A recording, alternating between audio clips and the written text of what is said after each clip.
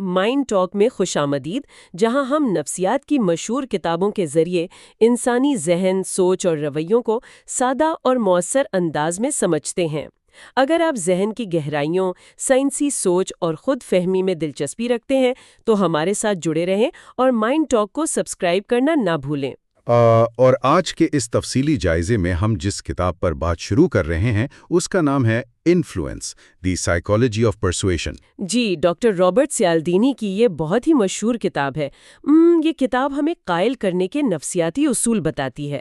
بالکل، اور یہ واضح کرتی ہے کہ انسان اکثر سوچے سمجھے بغیر کسی کی بات پر اچانک ہاں کیوں کہہ دیتا ہے۔ یعنی یہ کتاب پرسویژن اور کمپلائنس کی جو ایک بنیادی نفسیات ہے اسے کھول کر ہمارے سامنے رکھتی ہے، اور آج ہم اس کتاب کے پارٹ 1 پر بات کریں گے۔ جی، جس میں انٹروڈکشن اور چیپٹر 1 شامل ہے، جسے ویپنز آف انفلوئنس کہا گیا ہے۔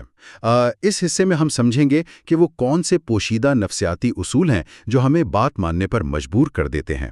اور میرا خیال ہے اس موضوع کی سب سے دلچسپ بات یہ ہے کہ یہ کوئی خشک ایکیڈیمک بحث نہیں ہے۔ بالکل بھی نہیں، یہ تو ہماری روزمرہ زندگی کے فیصلوں کو ڈیکوڈ کرنے والی بات ہے۔ جب ہم پرسویژن کی بات کرتے ہیں تو اس کا سیدھا سا مطلب ہے کسی کے ذہن کو ایک خاص سمت میں سوچنے پر آمادہ کرنا۔ ہاں، اور جب وہ شخص اس سوچ کے زیر اثر آ کر عملی قدم اٹھا لیتا ہے تو اسے ہم کمپلائنس کہتے ہیں۔ بالکل درست، یعنی وہ شخص وہ کام کر گزرتا ہے جو آپ اس سے کروانا چاہتے تھے، اور یہ محرکات ہر وقت ہمارے ارد گرد کام کر رہے ہوتے ہیں اور ہمیں پتہ بھی نہیں چلتا۔ اور ڈاکٹر سیالدینی نے یہ ریسرچ شروع کیوں کی؟ یہ کہانی بھی بہت مزے کی ہے۔ وہ کہتے ہیں کہ میں خود ایک بہت ہی آسان ہدف تھا۔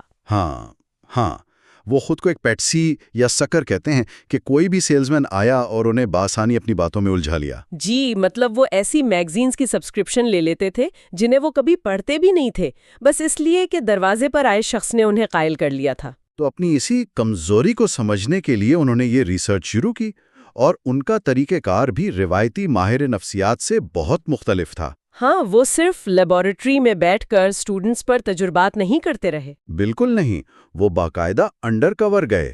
انہوں نے اپنی شناخت چھپائی اور ان لوگوں کی دنیا میں شامل ہو گئے جن کا کام ہی لوگوں سے ہاں کہلوانا ہے۔ مطلب سیلز کی دنیا، فنڈ ریزنگ ایجنسیاں اور پی آر فرمز میں جا کر انہوں نے ٹریننگ لی۔ جی، تاکہ وہ اندر سے جان سکے کہ یہ پروفیشنلز کون سی ٹیکنیکیں استعمال کرتے ہیں۔ اور کتاب کا آغاز وہ ایک انتہائی حیران کن مثال سے کرتے ہیں جو جانوروں کی دنیا سے ہے۔ وہ مدر ٹرکی یعنی ترکی مرغی کی مثال دیتے ہیں۔ ترکی مرغی والی مثال واقعی انسان کو سوچنے پر مجبور کر دیتی ہے۔ اس کی ممتا بہت حد تک ایک مشین کی طرح کام کرتی ہے۔ جی، وہ اپنے بچوں کا بہت خیال رکھتی ہے، لیکن صرف ایک خاص صورت میں، جب بچے اس کے سامنے ایک مخصوص آواز نکالیں، وہ چیپ چیپ کی آواز۔ بالکل، اگر بچہ وہ چپ چپ کی آواز نکالے گا تو وہ اسے پیار کرے گی، اسے پروں کے نیچے لے گی، اور اگر وہ یہ آواز نہیں نکالتا تو وہ اسے نظر انداز کر دیتی ہے اور بعض اوقات تو مار بھی دیتی ہے۔ یہ بہت عجیب لگتا ہے سن کر۔ ہاں، اور اس چیز کو ثابت کرنے کے لیے سائنسدانوں نے ایک تجربہ کیا۔ انہوں نے ایک قطبی بلاؤ کا استعمال کیا جسے ہم پولی کیٹ کہتے ہیں، جو کہ ٹرکی کا سب سے بڑا قدرتی دشمن ہوتا ہے۔ جی، تو جب انہوں نے ایک نقلی قطبی بلاؤ مادہ ٹرکی کے سامنے رکھا تو ظاہر ہے اس نے فوراً انتہائی غصے میں اس پر حملہ کر دیا۔ لیکن پھر انہوں نے اس نقلی دشمن کے اندر ایک ٹیپ ریکارڈر چھپا دیا۔ بالکل، اور اس ٹیپ ریکارڈر میں سے وہی ٹرکی کے بچوں والی چپ چپ کی آواز چلائی، اور نتیجہ بالکل حیران کن تھا۔ جیسے ہی وہ آواز آئی، ٹرکی نے اپنا حملہ روک دیا۔ جی، اس نے اس نقلی دشمن کو نہ صرف چھوڑ دیا بلکہ اسے اپنے پروں کے نیچے چھپا لیا جیسے وہ اس کا اپنا بچہ ہو۔ اور جیسے ہی ٹیپ ریکارڈر بند ہوتا تو وہ پھر سے اسے دشمن سمجھ کر حملہ کر دیتی۔ مطلب یہ تو بالکل ایک مشین والی بات ہو گئی نا۔ یہی وہ چیز ہے جسے سائنس میں فکسڈ ایکشن پیٹرنز کہا جاتا ہے۔ مطلب جانوروں کے دماغ میں کچھ رویوں کے پہلے سے طے شدہ ٹیپس موجود ہوتی ہیں، اور جیسے ہی ماحول میں کوئی خاص محرک یا جسے کتاب میں ٹریگر فیچر کہا گیا ہے وہ سامنے آتا ہے تو دماغ کا بٹن دب جاتا ہے۔ جی، جس سے مصنف نے کلک ورک کی اصطلاح دی ہے۔ کلک مطلب بٹن دبا، اور ورک کا مطلب ہے کہ وہ خودکار رویے والی ٹیپ چل پڑی۔ اب ہم انسان اکثر یہ سوچتے ہیں کہ ہم تو بہت باشعور ہیں، جانور تو بے وقوف ہوتے ہیں، لیکن ہم اپنے فیصلے بہت سوچ سمجھ کر کرتے ہیں۔ لیکن حقیقت اس کے بالکل برعکس ہے۔ ہمارے دماغ میں بھی ایسی ہی خودکار ٹیپس موجود ہیں، اور جب ہمارے سامنے کچھ خاص نفسیاتی ٹریگرز آتے ہیں تو ہم بھی بالکل کلک ورک کے انداز میں فیصلہ کر لیتے ہیں۔ بالکل، اور ہمیں اندازہ بھی نہیں ہوتا۔ اس کی ایک بہت زبردست مثال وہ ہارورڈ یونیورسٹی کا تجربہ ہے جو ماہر نفسیات ایلن لینگر نے کیا۔ فوٹو کاپی مشین کی لائن والا تجربہ کلاسک مثال ہے یہ انسانی رویے کی۔ جی، اس تجربے میں ایک شخص فوٹو کاپی مشین کی لائن میں کھڑے لوگوں کے پاس جاتا ہے اور بس اتنی گزارش کرتا ہے کہ مجھے 5 کاپیاں کرنی ہے، کیا میں مشین استعمال کر لوں؟ تو اس سادہ سی درخواست پر 60% لوگوں نے اسے اپنی جگہ دے دی۔ یہ ایک نارمل رد عمل ہے۔ لیکن دوسرے مرحلے میں اس نے اپنی درخواست کے ساتھ ایک وجہ شامل کر دی۔ اس نے کہا، کیا میں مشین استعمال کر لوں کیونکہ مجھے بہت جلدی ہے۔ اور اس بار 94% لوگوں نے بات مان لی کیونکہ اس نے ایک ٹھوس وجہ بتائی تھی، مجبوری ظاہر کی تھی۔ یہاں تک تو بات سمجھ آتی ہے کہ ہمدردی میں لوگوں نے راستہ دے دیا، لیکن جو تیسرا مرحلہ تھا اس نے تو سب کچھ الٹ کر رکھ دیا۔ بالکل، تیسرے مرحلے میں اس نے کہا کہ کیا میں مشین استعمال کر لوں کیونکہ مجھے کچھ کاپیاں کرنی ہیں۔ اب اگر دیکھا جائے تو یہ تو کوئی وجہ ہی نہیں ہے، جو بھی لائن میں کھڑا ہے اسے کاپیاں ہی کرنی ہے نا۔ لیکن حیرت انگیز طور پر اس بالکل بے معنی سی بات پر بھی 93% لوگوں نے اسے اجازت دے دی۔ مطلب لوگوں نے پوری بات پر غور ہی نہیں کیا۔ ان کے دماغ کا اصل ٹریگر لفظ کیوں کے تھا۔ جی، وہ لفظ کیوں کے سنتے ہی ان کے دماغ میں کلک ہوا اور انہوں نے بغیر سوچے سمجھے بات مان لی۔ انہیں لگا کہ اگلا بندہ وجہ بتا رہا ہے تو بس ٹھیک ہے۔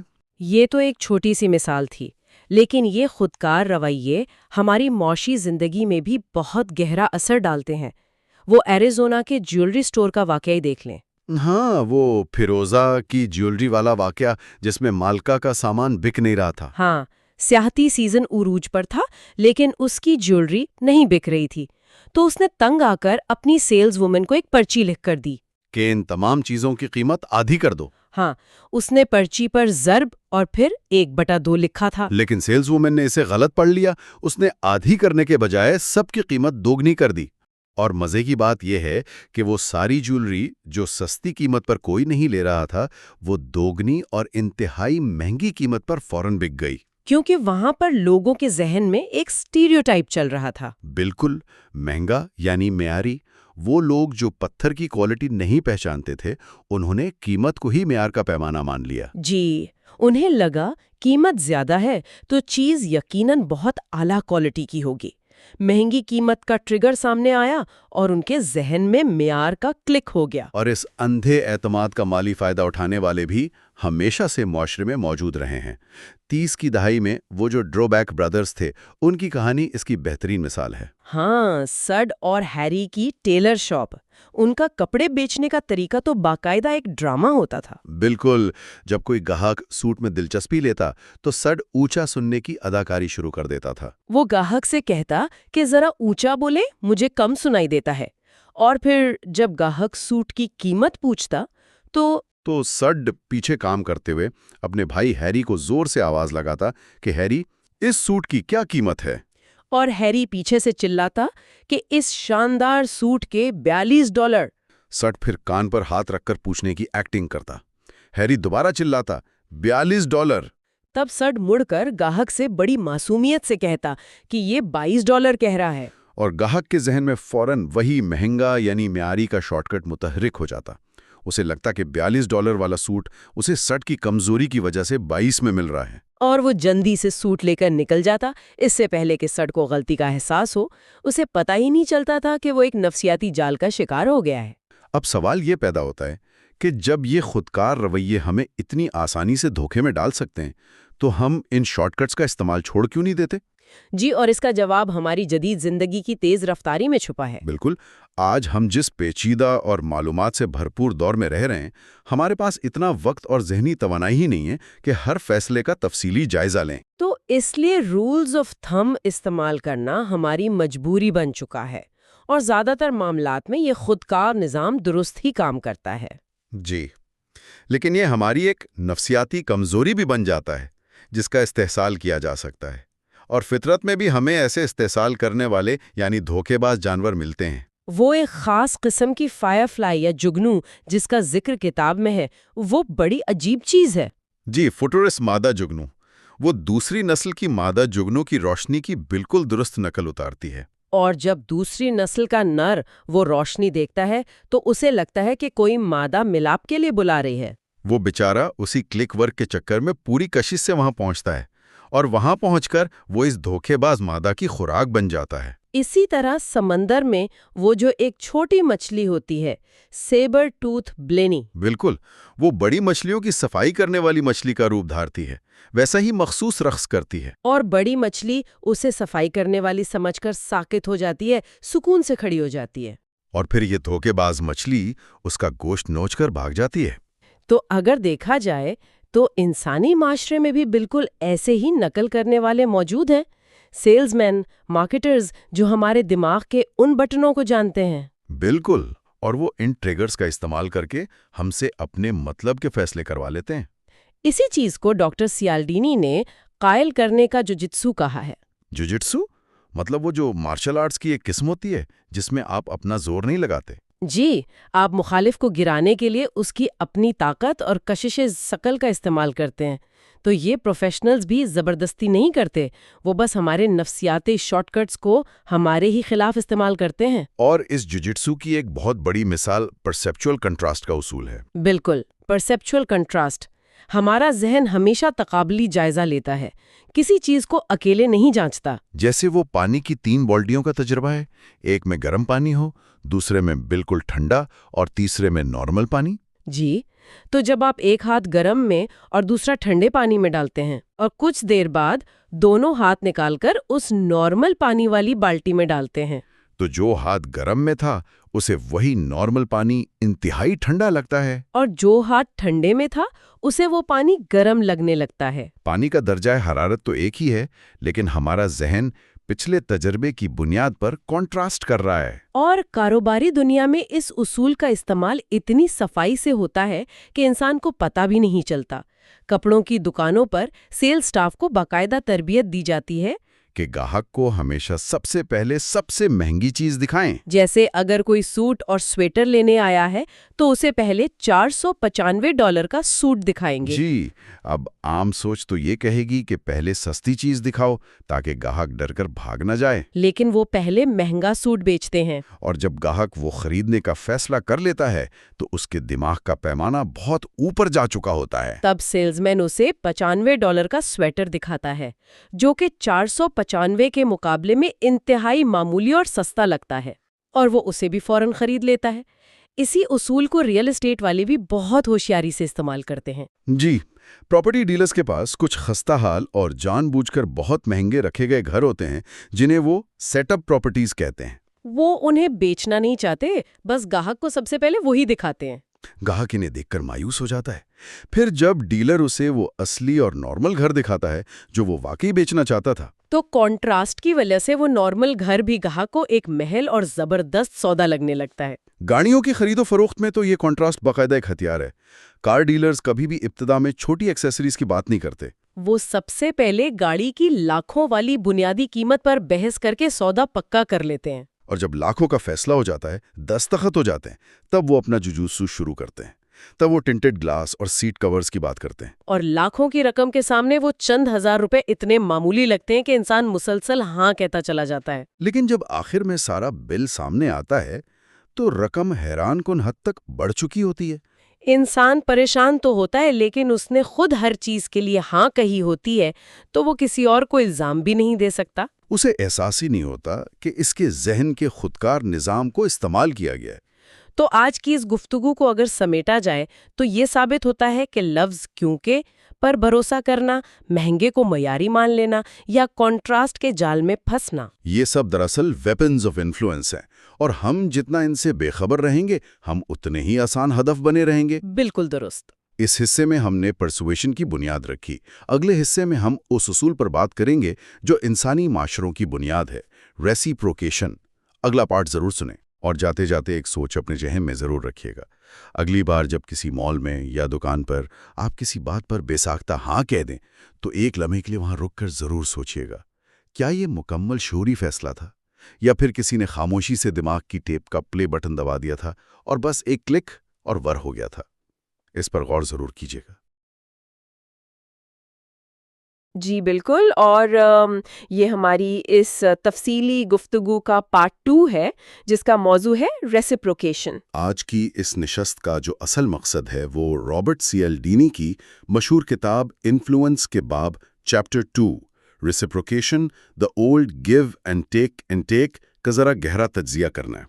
اور اس گفتگو میں ہمارا مشن یہ ہے کہ ہم کھوج لگائیں کہ آخر یہ ریسیپروسٹی رول ہے کیا چیز، مطلب یہ گفٹ اور مجبوری کے درمیان کیا نفسیاتی تعلق ہے۔ صحیح، اور انسان لاشعوری طور پر یہ کیوں محسوس کرتا ہے کہ بھئی اسے ہر احسان کا بدلہ لازمی چکانا چاہیے؟ دیکھیں، ہم سب جانتے ہیں کہ احسان کا بدلہ چکانا ایک اخلاقی فرض سمجھا جاتا ہے، لیکن رابرٹ سیالڈینی جس پہلو سے پردہ اٹھاتے ہیں وہ بہت مختلف ہے۔ بالکل، میں بھی یہی سوچ رہا تھا کہ یہ صرف ایک سماجی رواج نہیں ہے، یہ ہمارے دماغ میں موجود ایک بلٹ ان پروگرام کی طرح ہے۔ ایک خودکار رد عمل ہے نا، جسے اگر کوئی چالاک انسان سمجھ لے تو وہ ہماری آزاد مرضی کو بائی پاس کر سکتا ہے۔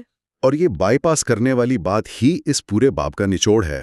جی، جب ہم اس اصول احسان مندی کا سائنسی تجزیہ کرتے ہیں تو واضح ہوتا ہے کہ انسانی دماغ بہت سے معاملات میں کلک اور ورک کے اصول پر کام کرتا ہے۔ کلک اور ورک مطلب ایک مخصوص بٹن دبایا گیا اور دماغ نے ایک خودکار ٹیپ چلانا شروع کر دی۔ بالکل ایسا ہی ہے۔ ہم شعوری طور پر یہ فیصلہ نہیں کرتے کہ ہمیں احسان کا بدلہ دینا ہے یا نہیں، بلکہ ہمارا دماغ ایک طرح کی بے چینی پیدا کر دیتا ہے۔ اور وہ بے چینی اس وقت تک ختم نہیں ہوتی جب تک کہ ہم حساب برابر نہ کر لیں۔ یہ اصول اس قدر طاقتور ہے کہ دنیا کا کوئی بھی ایسا انسانی معاشرہ موجود نہیں جو اس اصول کے دائرے سے باہر ہو۔ اس خودکار رد عمل کی جو سب سے حیران کن اور سچی بات ہے، تھوڑی مزاحیہ خیز مثال کتاب میں دی گئی ہے، وہ یونیورسٹی پروفیسر کے کرسمس کارڈ کا تجربہ ہے۔ ہاں، وہ کرسمس کارڈز والا واقعہ، وہ واقعی بہت دلچسپ ہے۔ ہم عام طور پر سمجھتے ہیں کہ ہم صرف ان لوگوں کے احسان مند ہوتے ہیں جنہیں ہم جانتے ہیں، لیکن اس پروفیسر نے جان بوجھ کر ان لوگوں کی ایک فہرست بنائی جو اس کے لیے بالکل اجنبی تھے، جن سے اس کی زندگی میں کبھی ملاقات نہیں ہوئی تھی۔ جی ہاں، اس نے ان سب کو کرسمس کے تہنیتی کارڈز بھیج دیے۔ اب عام منطقی سوچ تو یہ کہتی ہے کہ جب کسی کو ایک نامعلوم شخص کا کارڈ ملے گا تو وہ حیران ہوگا، شاید نام پڑھنے کی کوشش کرے گا اور پھر اسے کوڑے دان کی نظر کر دے گا۔ لیکن نتیجہ اس کے بالکل برعکس تھا۔ کافی زیادہ تعداد میں ان اجنبیوں نے جواب میں اپنے ہالیڈے کارڈز اس پروفیسر کو بھیجے، اور انہوں نے یہ جاننے کی ذرا بھی زحمت نہیں کی کہ یہ بھیجنے والا کون ہے اور اس کا مقصد کیا ہے۔ اگر ہم اس رد عمل کی گہرائی میں جائیں تو یہ محض کوئی سماجی تکلف نہیں تھا۔ نہیں، بالکل نہیں۔ ان لوگوں کو جیسے ہی کارڈ ملا، ان کے دماغ کا وہ کلک اور ورڈ میکانزم متحرک ہو گیا۔ تحفہ یا کارڈ موصول ہونا وہ کلک تھا اور جوابی کارڈ بھیجنا وہ ورڈ تھا۔ نامور ماہر بشریات رچرڈ لیکی اس کی ایک بہت گہری ارتقائی وجہ بیان کرتے ہیں۔ ان کے مطابق یہی اصول ہی وہ بنیادی عنصر ہے جس نے ہمیں انسان بنایا۔ ارتقائی لحاظ سے دیکھا جائے تو ہمارے شکاری آبا و اجداد نے اس احسان مندی کے جال کے ذریعے ہی خوراک اور اوزار بانٹنا سیکھا۔ جی، اسی اصول کی بدولت ہی ایک انسان اس قابل ہوا کہ وہ اپنے قیمتی وسائل کسی دوسرے کو اس یقین کے ساتھ دے سکے کہ وہ ضائع نہیں ہو رہے، بلکہ مستقبل میں جب اسے ضرورت ہوگی تو یہ وسائل سود سمیت واپس ملیں گے۔ اور جس شخص نے اس اصول کی خلاف ورزی کی اسے ارتقائی دوڑ میں تنہا چھوڑ دیا گیا، لہٰذا یہ بوجھ محسوس کرنا ہماری بقا کے کوڈ میں شامل ہو چکا ہے۔ یہ وسائل کے تبادلے والی بات بہت وزن رکھتی ہے، اور اگر ہم اسے انفرادی سطح سے اٹھا کر قومی سطح پر دیکھیں تو اس کی طاقت مزید حیران کن لگتی ہے۔ آپ وہ میکسیکو اور ایتھوپیا کی مثال کی بات کریں نا؟ بالکل، کتاب میں میکسیکو اور ایتھوپیا کی جو مثال دی گئی ہے وہ انسان کو سوچنے پر مجبور کر دیتی ہے۔ 1985 کا سال تھا۔ ایتھوپیا کی حالت اس قدر خراب تھی کہ بیان کرنا مشکل ہے۔ وہاں ایک خوفناک قحط پڑا ہوا تھا، روزانہ لوگ بھوک سے مر رہے تھے۔ ایسی صورتحال میں تو عام قیاس یہی ہے کہ دنیا بھر کی امداد کا رخ ایتھوپیا کی طرف ہونا چاہیے۔ لیکن پھر ایک خبر نے سب کو چونکا دیا کہ ایتھوپیا کی ریڈ کراس نے میکسیکو میں آنے والے زلزلے کے متاثرین کے لیے $5000 کی امدادی رقم بھیجی ہے۔ ایک ایسا ملک جو خود بھوک سے مر رہا ہو، وہ کسی دوسرے ملک کو امداد کیوں بھیجے گا؟ جب اس کے پیچھے چھپی وجوہات کو کھنگالا گیا تو جو حقیقت سامنے آئی وہ خالصتاً ریسیپروسٹی رول کا ایک شاندار مظاہرہ تھا۔ ایتھیوپیا نے یہ رقم اس لیے نہیں بھیجی تھی کہ ان کے پاس اضافی فنڈز تھے، بلکہ اس کی وجہ 50 سال پرانی ایک تاریخ تھی۔ 1935 میں جب اٹلی نے ایتھیوپیا پر حملہ کیا تھا تو میکسیکو نے عالمی سطح پر ان کی سفارتی اور اخلاقی مدد کی تھی۔ نصف صدی گزر جانے کے باوجود اور اپنے فوری ذاتی مفاد کے بالکل خلاف احسان مندی کے اس احساس نے اپنا کام کیا۔ اس سے یہ ثابت ہوتا ہے کہ بقا کی بنیادی جبلت پر بھی یہ سماجی اصول حاوی ہو سکتا ہے۔ وہ خود کو احسان فراموش نہیں کہلانا چاہتے تھے۔ یہ واقعہ ذہن کو جھنجھوڑ دیتا ہے کہ ایک احسان 50 سال تک کسی قوم کے اجتماعی لاشعور میں زندہ رہ سکتا ہے۔ یہ تو ہو گئی قوموں کی بات، لیکن اگر ہم اسے روزمرہ کی زندگی میں دیکھیں تو کیا واقعی ایک عام انسان بھی اس بوجھ تلے اتنی جلدی دب جاتا ہے؟ اس کے لیے ہم پروفیسر ڈینس ریگن کے مشہور آرٹ اپریسیشن کے تجربے کو دیکھ سکتے ہیں۔ جی، اس تجربے کی ترتیب کچھ یوں تھی کہ ایک شخص جسے ہم جو کہہ لیتے ہیں دراصل محقق کا ساتھی تھا۔ وہ تجربے میں حصہ لینے والے ایک عام رضاکار کے ساتھ ایک کمرے میں پینٹنگز کا جائزہ لے رہا تھا۔ وقفے کے دوران جو کمرے سے باہر جاتا ہے اور تھوڑی دیر بعد 2 کوکا کولا کی بوتلیں لے آتا ہے، ایک اپنے لیے اور ایک اس رضاکار کے لیے۔ اور وہ بڑی سادگی سے کہتا ہے کہ میں نے محقق سے پوچھا تھا کہ کیا میں کوک لا سکتا ہوں، اس نے کہا ٹھیک ہے، تو میں ایک تمہارے لیے بھی لے آیا۔ یہ ایک انتہائی معمولی اور بظاہر کسی بھی قسم کے ایجنڈے سے پاک احسان تھا۔ یہی اس تجربے کا سب سے خطرناک موڑ ہے۔ وہ احسان بظاہر چھوٹا اور بے ضرر تھا، لیکن اس نے نفسیاتی بساط بچھا دی تھی۔ جب پینٹنگز کی درجہ بندی مکمل ہو جاتی ہے تو جو اس رضاکار کے سامنے اپنا اصل مقصد رکھتا ہے، وہ کہتا ہے کہ وہ ایک نئی کار کی قرعہ اندازی کے لیے کچھ ریفل ٹکٹس بیچ رہا ہے، اور وہ درخواست کرتا ہے کہ میری مدد ہو جائے گی۔ اب یہاں اعداد و شمار پر غور کریں۔ جن لوگوں کو جو نے پہلے کوکا کولا پلائی تھی، انہوں نے دوسرے لوگوں کی نسبت دوگنی تعداد میں ٹکٹس خریدے۔ کوک کی وہ سستی سی بوتل ان کے ذہنوں پر ایک ایسا میگنیٹک بوجھ بن گئی تھی جسے وہ فوراً اپنی جیب سے پیسے نکال کر اتارنا چاہتے تھے۔ یہاں ایک سوال پیدا ہوتا ہے۔ ہم عام طور پر یہ مانتے ہیں کہ ہم اس انسان کی زیادہ مدد کرتے ہیں جسے ہم پسند کرتے ہیں۔ جی بالکل۔ لیکن اس تجربے کا جو پہلو مجھے سب سے زیادہ حیران کن لگا وہ یہ ہے کہ اس میں پسند یا ناپسند کی اہمیت بالکل ختم ہو کر رہ گئی۔ محققین نے تجربے کے بعد پوچھا بھی تھا کہ انہیں جو کا رویہ کیسا لگا، اور نتائج نے ثابت کیا کہ جن لوگوں نے واضح طور پر لکھا کہ انہیں جو بالکل زہر لگا یا ناگوار گزرا، انہوں نے بھی دباؤ میں آ کر اتنی ہی ٹکٹ خریدے۔ اس کا سیدھا سا مطلب یہ ہوا کہ آبلیگیشن کا یہ نفسیاتی دباؤ ہماری ذاتی پسند کو بھی رون ڈالتا ہے۔ بالکل، اور یہیں سے ہمیں اس اصول کے ایک اور خطرناک پہلو کا اندازہ ہوتا ہے۔ فرانسیسی ماہر بشریات مارسل موس نے اس پر گہری تحقیق کی ہے۔ ان کا کہنا ہے کہ معاشرے میں 3 قسم کی مجبوریاں ہوتی ہیں: تحفہ دینے کی مجبوری، تحفہ قبول کرنے کی مجبوری، اور پھر اس کا بدلہ چکانے کی مجبوری۔ ان میں سے جو دوسری مجبوری ہے یعنی قبول کرنے کی مجبوری، دراصل وہی وہ کمزوری ہے جس کا فائدہ اثر و رسوخ رکھنے والے لوگ اٹھاتے ہیں۔ ہمیں بچپن سے سکھایا جاتا ہے کہ اگر کوئی نیک نیتی سے کچھ پیش کرے تو اسے ٹھکرانا بدتمیزی ہے۔ اس کا مطلب ہے کہ ہم یہ انتخاب کرنے میں مکمل طور پر آزاد نہیں ہیں کہ کون ہم پر احسان کرے گا اور کون نہیں۔ بغیر مانگے احسان یعنی ان انوائٹڈ فیورز کا یہ تصور بہت خوفناک ہے، کیونکہ اس سے دفاع کرنا لگ بھگ ناممکن ہو جاتا ہے۔ کتاب میں ہوائی اڈوں پر ہرے کرشنا سوسائٹی کی فنڈ ریزنگ کا طریقہ اس کی بہترین مثال ہے۔ بظاہر تو کوئی بھی مسافر کسی اجنبی کو اپنے بٹوے سے نکال کر پیسے نہیں دینا چاہتا، خاص طور پر جب وہ جلدی میں ہو۔ 70 کے دہائی میں جب اس تنظیم نے روایتی طریقے سے چندہ مانگنا شروع کیا تو انہیں بری طرح ناکامی ہوئی۔ پھر انہوں نے اپنی حکمت عملی تبدیل کی۔ سیدھا چندہ مانگنے کے بجائے وہ مسافروں کے سامنے اچانک آ کر انہیں ایک پھول بطور تحفہ تھما دیتے۔ اور اس حکمت عملی کی کامیابی کا راز مسافر کے اس ابتدائی شوق میں چھپا تھا۔ جب کوئی مسافر چلتے چلتے اچانک اپنے ہاتھ میں ایک پھول پاتا تو اس کا پہلا رد عمل حیرت کا ہوتا۔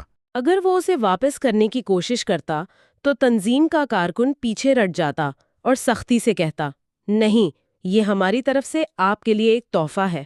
اب مسافر ایک عجیب نفسیاتی شکنجے میں جکڑا جاتا۔ پھول ہاتھ میں آ چکا ہے اور تحفہ قبول کرنے کی سماجی شرط پوری ہو چکی ہے۔ اور دماغ کا وہ کلک اور وہ پروگرام چل پڑا ہے۔ جیسے ہی تحفہ تھمایا جاتا، تنظیم کا کارکن فوراً عطیات کی درخواست کر دیتا۔ लोग ना चाहते हुए भी उस अचानक मुसल्लत किए गए बोझ से जान छुड़ाने के लिए पैसे दे देते। और इस पूरी कहानी का सबसे दिलचस्प और कड़वा सच वो है जो मुसन्निफ ने खुद शिकागो के हवाई अड्डे पर दिखा। चंदा देने के बाद ज्यादातर मुसाफिर जब कुछ कदम आगे जाते हैं तो वो उस फूल को सीधा कचरे के डब्बे में फेंक देते थे। सोचने की बात यह है कि एक नापसंदीदा और बगैर मांगे तोहफे ने भी इतना जबरदस्त नफसियाती दबाव पैदा कर दिया कि मुसाफिरों ने अपनी कमाई एक अजनबी को दे दी। सवाल ये है कि मुसाफिर फूल वापस क्यों नहीं कर पाता या पैसे दिए बगैर क्यों नहीं गुजर जाता। इसकी वजह हमारा वो शदीद समाजी खौफ है जिसे हम मुफ्त खोरा या मूचर कहलाने का डर कहते हैं। मुआशरे में शख्स को इंतहाई हक़ारत की निगाह से देखा जाता है, जो लेता तो है लेकिन बदले में कुछ नहीं देता। हम सब इस समाजी बदनामी से इतना डरते हैं कि एक नापसंदीदा तोहफा पाकर भी हम इस उसूल की पासदारी करने पर मजबूर हो जाते हैं। हम पैसे उस फूल की कीमत के तौर पर नहीं देते, बल्कि उस शर्मिंदगी के एहसास से निजात पाने के लिए देते हैं। ये शर्मिंदगी का एहसास वाकई बहुत महंगा बिकता है। अगर हम इसे कारोबारी दुनिया में देखें तो फ्री सैंपल्स की पूरी इंडस्ट्री इसी नफ्सियात पर खड़ी है। सुपरमार्केट में हम सामान खरीद रहे होते हैं और रास्ते में एक शख्स हमें टूथपिक पर लगा पनीर का एक छोटा सा टुकड़ा चखने के लिए पेश करता है। बज़ाहिर तो ये सिर्फ प्रोडक्ट चेक करवाने का तरीका है, लेकिन दरहकीकत वो पनीर का टुकड़ा एक जायके के टेस्ट से ज्यादा एक नफ्सियाती गिफ्ट होता है। जैसे ही हम वो पनीर खाते हैं, हम उस शख्स की आंखों में आंखें डालकर महज एक खाली टूथपिक वापस थमाने में एक अजीब सी खिफ्त महसूस करते हैं। और वो खुफ्ती ही दरअसल उस सेल्स पर्सन का सबसे बड़ा हथियार है। ये छोटा सा एहसान करके बड़ा फायदा हासिल करने की एक क्लासिक मिसाल है। वो पनीर का टुकड़ा जिसकी लागत शायद 1 सेंट भी ना हो, वो आपको एक पूरी पैकिंग खरीदने पर मजबूर कर देता है। इसी उसूल को एमवे नामी एक कंपनी ने BUG की हिकमत अमली के जरिए इंतहाई कामयाबी से इस्तेमाल किया। उनका तरीक़ेकार ये था कि सेल्स पर्सन घरों में जाकर सफाई की मसनूआत का एक पूरा डब्बा बगैर किसी कीमत के सारिफ के पास 24 से 72 घंटे के लिए छोड़ आता था। वो सारिफ से कहता कि आप बस इसे बगैर किसी दबाव के ट्राई करके देखें। अब सोचें, आपने उसमें से थोड़ा सा ग्लास क्लीनर इस्तेमाल कर लिया। जब सेल्समैन 2 दिन बाद वापस आएगा तो सारिफ के अंदर मकरूज होने का शदीद एहसास पैदा होता है। इंसान इस शर्मिंदगी से बचने के लिए पूरी बोतल की कीमत अदा कर देता है। इस एक हरबे ने उस कंपनी की सेल्स को आसमान पर पहुंचा दिया था। और ये सिर्फ कंपनियों का काम नहीं है, फलाही इदारे भी इसके माहिर हैं। जी हाँ, माजूर अमेरिकी फौजियों की तंजीम का डेटा इसकी तस्दीक करता है। जब वो सिर्फ खत भेजकर अतियात मांगते थे तो उन्हें 18% मुस्बत जवाब मिलता था। लेकिन जब उन्होंने अपने खत के साथ मुफ्त एड्रेस लेबल्स का एक छोटा सा तोहफा भेजना शुरू किया तो अतियात की शरह सीधा 35% तक पहुंच गई। वो लेबल्स बजाते खुद कोई कीमती चीज नहीं थे, लेकिन उन्होंने वसूल करने वाले के अंदर एहसानमंदी का जज्बा पैदा कर दिया। यहाँ एक बहुत अहम नुक्ता सामने आता है। ये सब गैर मुसावी तबादले यानी अनफेयर एक्सचेंजेस हैं। डेनिस रीगन के तजुर्बे में भी कोका कोला की कीमत सिर्फ 10 सेंट थी, लेकिन उसके बदले लोगों ने 50 सेंट के टिकट खरीदे। इंसान के अंदर मकरूज होने का एहसास इतना तकलीफदेह होता है कि वो उससे छुटकारा पाने के लिए इससे कहीं बड़ा एहसान करने पर राजी हो जाता है। और इस गैर मसावी तबादले की सबसे खौफनाक मिसाल मुसन्निफ की एक तालिबा का वाकया है। इस तालिबा की कार एक दिन पार्किंग लॉट में खराब हो गई। एक अजनबी लड़के ने आकर गाड़ी को जंप स्टार्ट कर दिया। तालिबा ने शुक्रिया अदा किया और कहा कि कभी मेरी जरूरत पड़े तो बताना। अब एक इंतहाई मामूली सा एहसान था। लेकिन ठीक 1 माह बाद वो लड़का आया और बोला कि मेरी गाड़ी खराब है और मुझे 2 घंटे के लिए तुम्हारी गाड़ी चाहिए। तालिबा की गाड़ी बिल्कुल नई थी। वो लड़का उम्र में भी छोटा लग रहा था और उसके पास इंश्योरेंस भी नहीं थी। मंतिकी तौर पर सोचा जाए तो कोई भी समझदार इंसान ऐसे अजनबी को नई गाड़ी की चाबियां नहीं देगा। तालिबा का दिल भी गवारा नहीं कर रहा था। लेकिन उस 1 माह पुराने जंप स्टार्ट के एहसान के बोझ ने उसकी तमाम मंतिक को गूंगा कर दिया। उसने वो चाबियां दे दी और उस लड़के ने वो बिल्कुल नई गाड़ी एक हादसे में मुकम्मल तौर पर तबाह कर दी। ये सुनकर हैरत भी होती है और खौफ भी आता है कि एक मामूली सा एहसान हमारी सलाहियत को मफलूज कर सकता है। अंदरूनी तौर पर वो एहसान का बोझ महसूस कर रही थी और बैरूनी तौर पर वो एहसान फरामोश कहलाने से डर रही थी। इसीलिए ये समझना जरूरी है कि हम रोजमर्रा की जिंदगी में इस उसूल के नफ्सियाती हथकंडों से किस तरह दिफा कर सकते हैं। हमें ये सीखना होगा कि एक खुलूसी नीयत से किए गए एहसान और एक कारोबारी जाल में क्या फ़र्क है। मुसन्निफ का मशवरा ये कतई नहीं है कि हम हर किसी के तोहफे को शक की निगाह से देखें। ऐसा करने से तो हम मुआशरे से कट जाएंगे। इसका सही तरीका ये है कि हम इब्तिदाई तौर पर किसी भी तोहफे को खुलूस के साथ कबूल करें, लेकिन अपने जहन के अलर्ट सिस्टम को ऑन रखें। अगर हमें एहसास हो कि वो तोहफा महज हमारी जेब से पैसे निकलवाने की एक सीढ़ी था, तो हमें इसे सेल्स डिवाइस के तौर पर रीफ्रेम करना चाहिए। क्योंकि रेसिप्रोसिटी रूल तकाजा करता है कि एहसान का बदला एहसान से दिया जाए, लेकिन ये कहीं नहीं लिखा कि एक धोखे का बदला भी एहसान से दिया जाए। ये रीफ्रेमिंग ही वो असल जादू है। जैसे ही हम तस्लीम कर लेते हैं कि पेश किया गया तोहफा एक हथियार था, तो हमारे कंधों से नफसियाती बोझ गिर जाता है। फिर हम मुकम्मल तौर पर आज़ाद होते हैं कि बगैर किसी निदामत के उसकी दरख्वास्त को रद्द कर सकें। इल्म और इस हरबे की पहचान ही वो वाहिद ढाल है जो हमें इन चालाकियों से बचा सकती है। ये हिस्सा वाज़े करता है कि एहसान इंसानी फैसलों को किस हद तक मुतासिर करता है। अगले हिस्से में हम देखेंगे कि कमिटमेंट और कंसिस्टेंसी इंसान को अपने ही फैसलों का कैदी कैसे बना देती है। लेकिन जाने से पहले इस सारी गुफ्तगू की रोशनी में आपके गौर करने के लिए ख्याल छोड़े जाते हैं, क्या इस दुनिया में वाकई किसी फ्री गिफ्ट का कोई वजूद है, या फिर हर बज़ाहिर नज़र आने वाले तोहफे के साथ एक पोशीदा कीमत और एक अनदेखा नफसियाती मुआहदा जुड़ा होता है जो चुपके से हमारी आज़ाद मर्जी को खरीद लेता है? सोचिएगा ज़रूर। ये पार्ट 3 है, कमिटमेंट एंड कंसिस्टेंसी। जी। और आज हम जिस सोर्स मटेरियल पर गुफ्तगू करने वाले हैं, उसमें हमारा बुनियादी फोकस इन चीज़ों पर होगा। कमिटमेंट क्या है, कंसिस्टेंसी की इंसानी ज़रूरत क्यों होती है, रिटन कमिटमेंट्स क्यों ताकतवर होती हैं, और पब्लिक कमिटमेंट्स का क्या असर होता है। बिल्कुल। और इसके अलावा हम सेल्फ इमेज और कंसिस्टेंसी का ताल्लुक, small yes to big yes technique और बिहेवियरल मोमेंटम को भी समझेंगे। आज हम रिसर्च के इस खजाने से chapter 3 commitment and consistency, हॉबगॉब्लिन्स of the mind का तफसीली जायजा ले रहे हैं। हाँ, और इस गहरे मुताले का असल मकसद ये जानना है कि इंसान अपने ही किए गए फैसलों और अपनी कही गई बातों के साथ मुताबिकत यानी कंसिस्टेंसी रखने के लिए किस हद तक जा सकता है। सही। अच्छा, ये जो लफ्ज़ है ना, होप गॉब्लिन, आम तौर पर ये किसी शरारती या धोखेबाज मखलूक के लिए बोला जाता है। तो जहन के तनाजुर में इसका क्या मतलब बन रहा है यहाँ? ये बहुत ही दिलचस्प इस्तारा है। होप गॉब्लिन असल में उस शरारती सोच या अंधे तसलसल का नाम है जो हमारे जहन में डेरा डाल लेता है। जब हम किसी बात पर अड़ जाते हैं तो हमारा अपना जहन ही हमारे साथ शरारत करता है। मतलब वो हमें अंधा कर देता है ताकि हम सिर्फ अपनी पहली बात को ही सच मानें। बिल्कुल। अगर हम इसकी नफसियाती और इर्तकाई वजह देखें तो ये कंसिस्टेंसी हमारी रोज़मर्रा की ज़िंदगी में एक खुदकार शॉर्टकट की तरह काम करती है। देखें, इंसानों के लिए बिल्कुल मुमकिन नहीं है कि वो हर वक्त हर नए वाक़े पर ज़ीरो से सोचना शुरू करें। हाँ, वरना तो जहन थक कर काम करना ही छोड़ देगा। दुनिया इतनी पेचीदा जो है। सही कहा। इसलिए जहन ने ये शॉर्टकट अपना लिया है कि एक बार जो फैसला कर लिया, बस अब उसी पर कायम रहना है। और वैसे भी मुआशरे में तज़ाद को एक खामी समझा जाता है, जबकि मुस्तकिल मिजाजी को एक आला सिफ्त माना जाता है। ये शॉर्टकट वाली बात काफ़ी मंटकी लगती है। मेरे पास इन नोट्स में कनाडा के माहिरीन नफ्सियात की एक रिसर्च का जिक्र है जो घुड़दौड़ यानी रेस ट्रैक पर शर्त लगाने वालों पर की गई थी। हाँ, वो बहुत ही क्लासिक स्टडी है। अच्छा, उसमें होता यह है कि जो लोग काउंटर पर खड़े होते हैं, पैसे जमा करवाने से ठीक 30 सेकंड पहले वो शदीद हिचकिचाहट का शिकार होते हैं। उनके जहन में शुकूक होते हैं कि क्या वाकई ये घोड़ा जीतेगा? लेकिन जैसे ही टिकट उनके हाथ में आता है, उनका एतमाद अचानक आसमान को छूने लगता है। वही ना, घोड़ा वही है, ट्रैक वही है, हालात में रत्ती बराबर तब्दीली नहीं आई, लेकिन सिर्फ फैसला कर लेने के अमल ने उनकी सोच को बदल दिया। ये अचानक जंप कैसे आता है?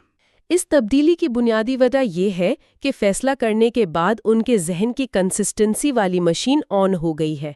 इसे नफ्सियात में क्लिक वर रिस्पॉन्स कहते हैं। क्लिक वर?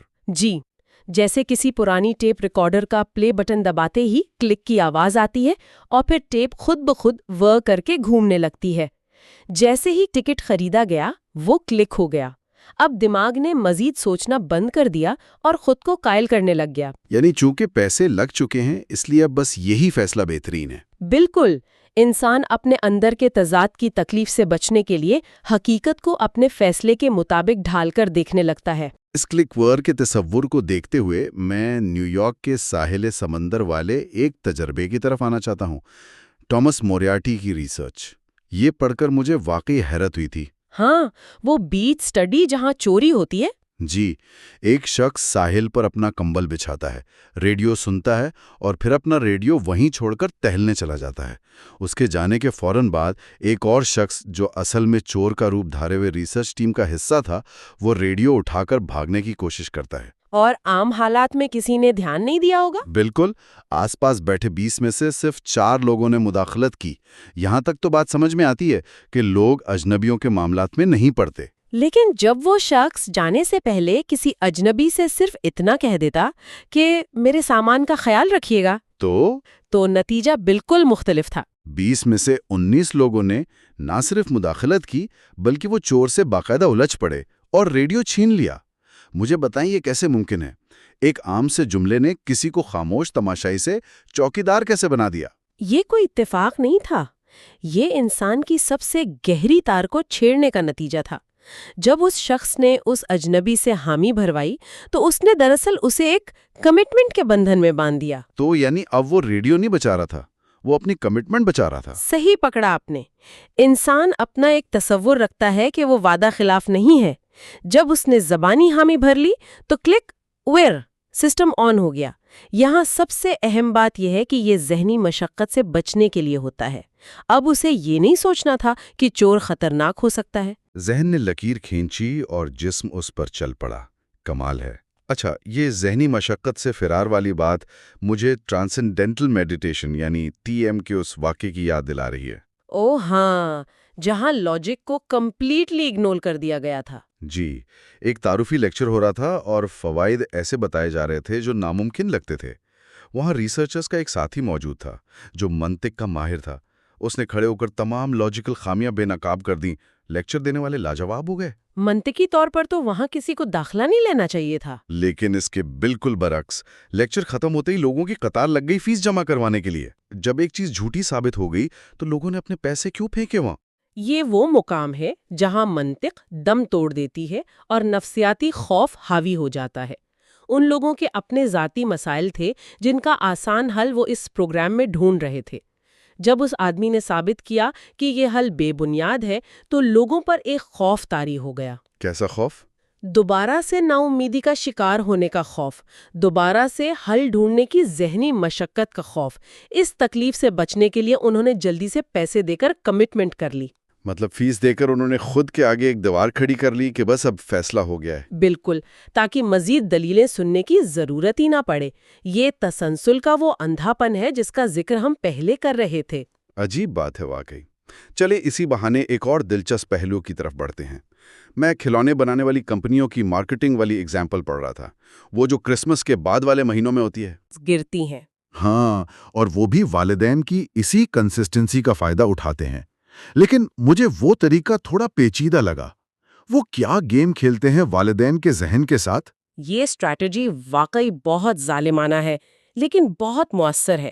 ہوتا یہ ہے کہ نومبر میں کمپنیز کسی ایک خاص بہت پرکشش کھلونے کے بے تحاشا اشتہارات چلاتی ہیں۔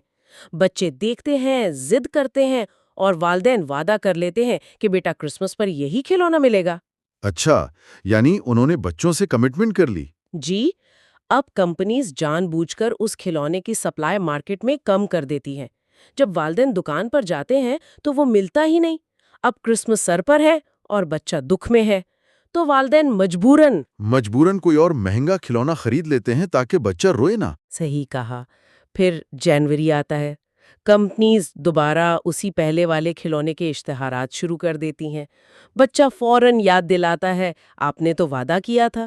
اب والدین پر پیسے کا پریشر نہیں ہوتا بلکہ اپنے وعدے کا پریشر ہوتا ہے۔ وہ انکنسسٹنٹ یا جھوٹا باپ یا ماں نہیں کہلانا چاہتے۔ بالکل، اس نفسیاتی دباؤ کی وجہ سے وہ دوبارہ دکان پر جاتے ہیں اور وہی پہلا کھلونا بھی خرید لیتے ہیں۔ ایک ہی کسٹمر سے 2 بار مہنگی چیزیں بکوا لیں۔ کیا قباحت ہے! یعنی انسان صرف اپنے الفاظ کا قیدی بن کر ڈبل نقصان کروا لیتا ہے۔ اسی کمٹمنٹ کے اصول پر ایک سیلز ٹیکنیک ہے جسے فٹ ان دا ڈور کہتے ہیں، اسمال یس ٹو بگ یس۔ ہاں، فریڈمن اور فریزر کا کلاسک ایکسپیریمنٹ یہ سیلف پرسیپشن تھیوری کو سمجھنے کے لیے بہترین ہے۔ اس میں انہوں نے کیلیفورنیا کے ایک رہائشی علاقے میں جا کر لوگوں سے کہا کہ کیا آپ اپنے خوبصورت لان میں ڈرائیو کیئرفلی کا ایک بہت بڑا اور بدصورت سا بورڈ لگا سکتے ہیں؟ تو ظاہر ہے 83% لوگوں نے فوراً منع کر دیا۔ لیکن دوسرے گروپ نے نہیں کیا۔ جی، دوسرے گروپ سے 2 ہفتے پہلے صرف ایک 3 انچ کا چھوٹا سا سٹیکر کھڑکی پر لگانے کی درخواست کی گئی تھی، بی اے سیف ڈرائیور۔ یہ اتنی چھوٹی بات تھی کہ سب نے مان لی۔ لیکن حیرت کی بات یہ ہے کہ جب اس گروپ کو وہ بڑا بدصورت بورڈ لگانے کا کہا گیا تو 76% لوگ مان گئے۔ اور یہ کوئی جادو نہیں تھا؟ تو پھر کیا تھا؟ اس چھوٹے سے سٹیکر نے ان کے ذہن کے ساتھ کیا کیا؟ اسے سیلف پرسیپشن تھیوری کہتے ہیں۔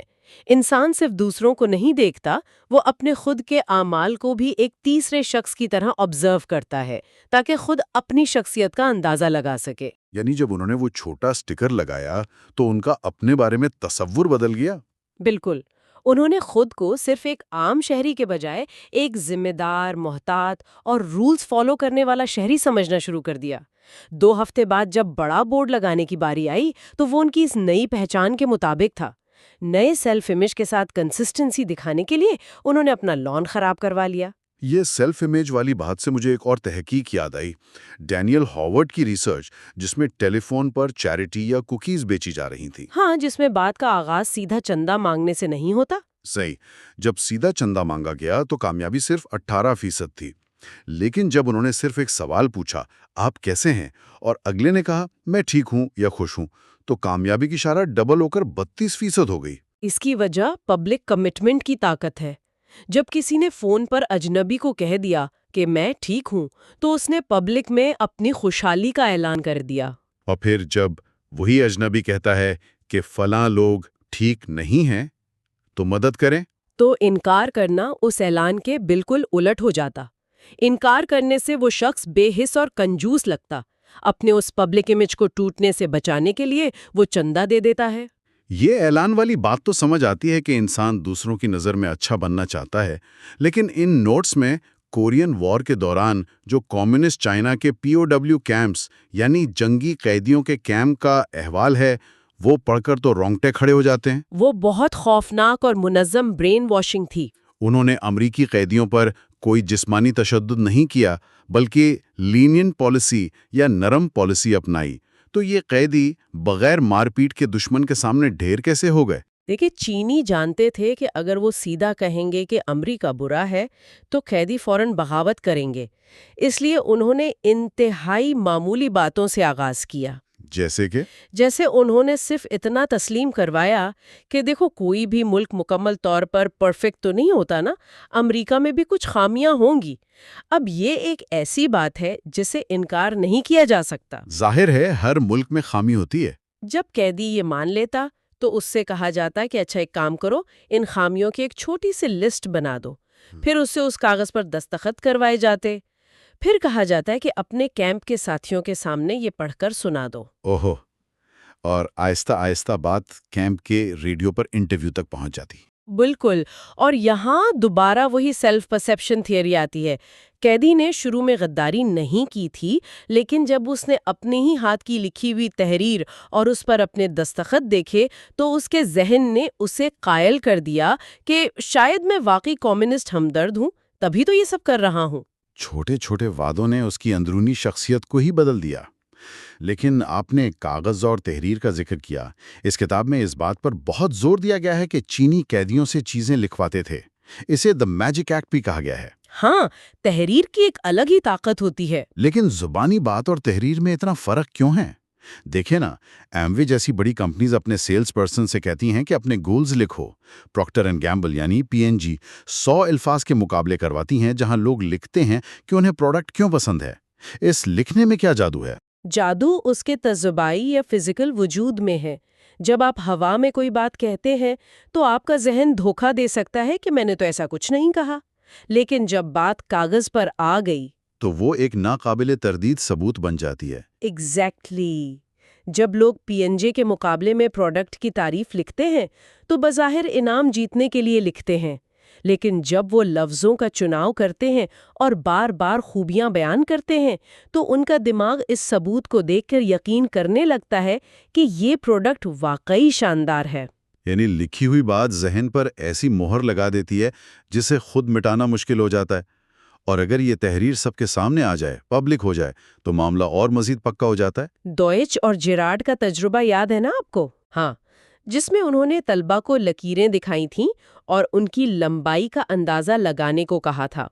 کچھ نے جواب پبلک میں لکھ کر جمع کروائے، کچھ نے میجک پیڈ پر لکھ کر فوراً مٹا دیے، اور تیسرے گروپ نے صرف ذہن میں سوچا۔ اور جب انہیں غلط ثابت کیا گیا تو کیا ہوا؟ جنہوں نے صرف ذہن میں سوچا تھا انہوں نے فوراً اپنی رائے بدل لی، لیکن جنہوں نے جواب سب کے سامنے جمع کروایا تھا وہ غلط ثابت ہونے کے باوجود ڈٹے رہے۔ انسان اپنی پبلک امیج خراب ہونے سے ڈرتا ہے، تبھی آج کل ویٹ لاس کلینکس والے کلائنٹ سے کہتے ہیں کہ اپنے وزن کم کرنے کا ٹارگٹ پورے خاندان میں مشہور کر دو تاکہ پبلک دباؤ انہیں کنسسٹنسی پر مجبور کرے۔ اچھا، لیکن ایک نازک نقطہ ہے یہاں، کیا ہر طرح کا دباؤ کام کرتا ہے؟ مجھے لگتا ہے انٹرنل پریشر اور ایکسٹرنل پریشر میں فرق ہے۔ ضروری ہے کہ وہ فیصلہ اس کی اپنی مرضی یعنی انر چوائس سے آئے، اس پر کوئی بڑا لالچ یا شدید دھمکی نہ ہو۔ یہ بات تھوڑی توجہ مانگتی ہے۔ اگر میں کسی کو دھمکی دوں تو وہ رک تو جائے گا نا؟ فریڈمن کا وہ بچوں والا روبوٹ ایکسپیریمنٹ اسی چیز پر تھا شاید۔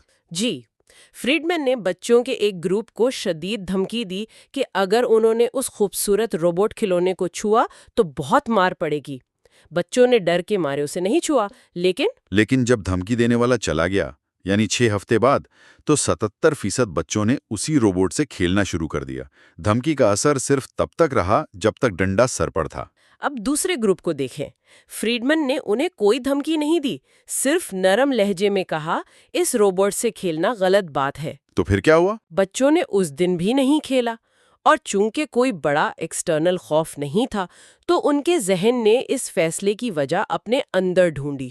انہوں نے خود کو قائل کر لیا کہ مجھے تو یہ روبوٹ پسند ہی نہیں ہے، اور حیرت کی بات یہ ہے کہ 6 ہفتے بعد بھی انہوں نے اسے نظر انداز کیا۔ کمال! یعنی والدین کے لیے سبق یہ ہے کہ بڑے انعام یا سخت دھمکیاں صرف وقتی طور پر بات مانواتی ہیں، اندرونی تبدیلی کے لیے اندرونی ذمہ داری کا احساس جگانا ضروری ہے۔ بالکل صحیح سمجھے آپ۔